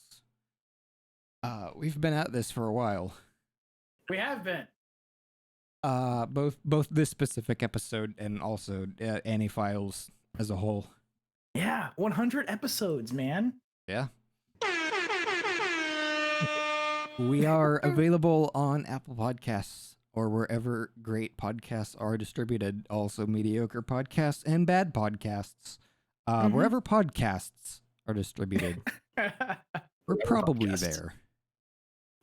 We live stream this show on Twitch, twitch.tv/Xerxes, and the VODs go on YouTube on the AniFiles channel. We have a Discord where we talk about Animal Crossing turnip prices, which is someone who doesn't play Animal Crossing is a weird thing to talk about. That's a mechanic that I don't understand. People are just like, I have turnips for this amount of currency. It's the stalk market in Animal Crossing. Oh, Yeah, okay. so people watch to see if like the prices are good that day, and you try to buy low, sell high, etc. Well, that makes sense. Hey, Ned. Welcome to the end of the show. Yes. Animal turning. Animal turnip crossing prices. Video games, music, and other stuff. Link in the show notes, in the description, or !Discord in Twitch chat. If you like the show, you can follow us on Twitter @FilesAnnie, and we are a product of Alternative Internet Radio. You can find us and our other great shows at airad.io. And you can follow the network at AltNet Radio. We're about to start a brand spanking new season of anime and this podcast. And it's going to be a weird one. Yeah. We have 26 anime total, 10 full-length shows, and 6 shorts. And every season, always, not all of the shorts are available, so that number is going to get chopped down. So we're looking at like 2 or 3 episodes of this podcast next season. So we'll do some stuff to fill the time. Ideas for specials that we had for this episode that got rejected. Maybe some other stuff. Who I was knows? thinking about like maybe we try to pick a show that's like pre-millennium.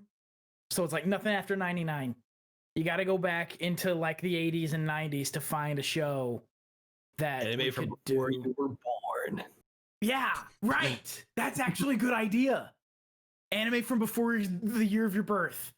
Oh, I'm down for that. I'm down for that. That would be interesting. Yeah, so catch us next season as we do weird things. We have a contest though that runs. This will only count for our normal season shows where we covered anime from summer 2020. We'll do our normal tournament arc. And then at the very end of the season, we'll do our full tournament. Not the group stages, the bracket. I feel like there's a word for this.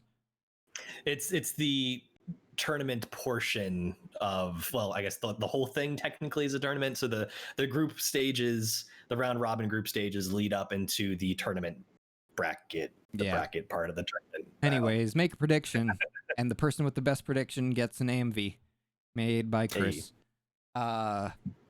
What's Japanese for March Madness? We could just call it our anime March Madness. That's the finale. March comes in like a lion. Oh yes. The previous winner is on our YouTube. That one was done for FTIV, and it is Sonic X set to Linkin Park. Don't Stay. That's the one. And then our most recent season was won by Adam, and he already picked, and I have forgotten. It's going to be a tub thumping with Rising of the Shield Hero, which that's right. Since you're in chat, Invarial, I wanted to just call you out here. You said you were going to make it easy on me, and yet you have forced me to do a thing where every time he says I get knocked down, I need to pick a different clip of him getting knocked down, whether literally or metaphorically, and then get back up again. It's going to be him getting back up, and then you're never going to bring me down as like like fighting or something. And it's going to be a different one for every single time they say that, and they say that a lot. So I both love the idea. No, I'm kidding. But well. And a different clip of him getting back up again. Yep. Oh my god. I love that Invarial just like snuck in torture in his pick. It's a very Invarial thing to do. It really is. A whole season to work from, and I can maybe get creative with what it means to get knocked down. Yeah, there's a that is so fucking genius. There's levels to that where it's like at the very beginning is like, no, it'll be easy, man. It's like thematically linked and all this other stuff, and then Chris is like, oh no, wait a minute. You didn't ask for this. My mind immediately went there, and there's no other way to do it now. So. Actually, the other thought I had was to like do it in like verse and chorus style, where like it's maybe a few like recycled sequences. Where like you have like the same get knocked down, get back up, and then like every time that comes back up, you do it in that way. So we'll see how it goes. Do you have creative and interesting ways you want to torture Chris? Stick with us through next season and be good at guessing, and you might get an opportunity. Recycled sequences, what, like in an anime? Yes, exactly. That's funny. I've been your host, Ryan. You can find me on Twitter at Xerxes and on AniList, user Xerxes. I've got kind of a head start on a couple shows from this next season. One of them because... So there's one show which we'll be talking about, and I knew for a fact that it's an adaptation of like a hentai. And so I watched that because it's getting like an anime adaptation, not like a porn adaptation. So I watched it to check for content and failed. We'll talk about that when we get around to it. Is it just ecchi then? Are they just turning it into like an ecchi show? Or yeah, it's an ecchi. So I got like 10 minutes into it and I fucking hated the show and turned it off. And it looks like it's just gonna be a normal ecchi. Okay, so not like interspecies reviewers. Yeah. Like where they snuck a hentai into mainstream anime. Yeah. Yeah, Okay, but that makes sense. If you want to see what I'm watching ahead of time, AniList, user Xerxes. Chris, where can people find you? You can find me on Twitter at KRUEGER_Chris. You can also hear some of my past podcasting work on the backward-compatible.com podcast, Games and New Media with a Splash of Academia, and the Doc and Kruger cast, the official podcast of Doc and Kruger Games. And Dean? Ixie has another show. Son of a biscuit. I'm glad you guys remember this, because I'm sure bad at it. I really like it, and I want you to talk about it. If you'd like me specifically, and I don't know why you would, I do another podcast, which is good for other reasons that have nothing to do with me. Our Lion April is a podcast I do with friend of the show and occasional guest Svi, where we are taking the anime Your Lion April one episode at a time, and close reading it, giving our thoughts, not really reviewing it, but we do review the Crunchyroll summary for the episode. It's a lot of fun. It's real good. Go watch the first episode of the anime Your Lion April, and then listen to the first episode of our podcast Our Lion April, because there will be spoilers the way we're breaking it down. And then continue with that pattern until morning. Yeah. That is available wherever podcasts are available. And our website is deliberatesound.com. Yes. Okay. I was trying to remember last time. I was trying to remember where that was hosted, but it's hosted on Deliberate Sound. Deliberate Sound. Dean, now it's your turn to tell us where to find you on the internet. Yes, I can be found on Twitter at DinoFiles. Just those letters, DinoFiles, DANOFILES. My show DinoFiles can be found on God damn it. Advarial the fucking chat. You can also find my show DinoFiles on Alternative Internet Radio or wherever mediocre podcasts are distributed, and you can read the things that I write sometimes, the Rogue File, roguefile.com. I have so many ideas for things to post on there, but I can't get around to writing any of them because law school exists and I'm in summer classes. So like I want to break down some of the more recent Supreme Court decisions, but it's like I can't do that because I don't have time. And summer classes are brutal, especially when combined with like regular fall and spring. Like I wasn't aware that I was taking one of the toughest classes at the school from one of the toughest professors at the school in a truncated summer session, but I ended up doing that. Oh man, like I just remember in grad school, like the closest I think I've come to a panic attack in my life was toward the tail end of summer classes after like 2.5 years of like just grinding grad school and work and everything else. Oh man.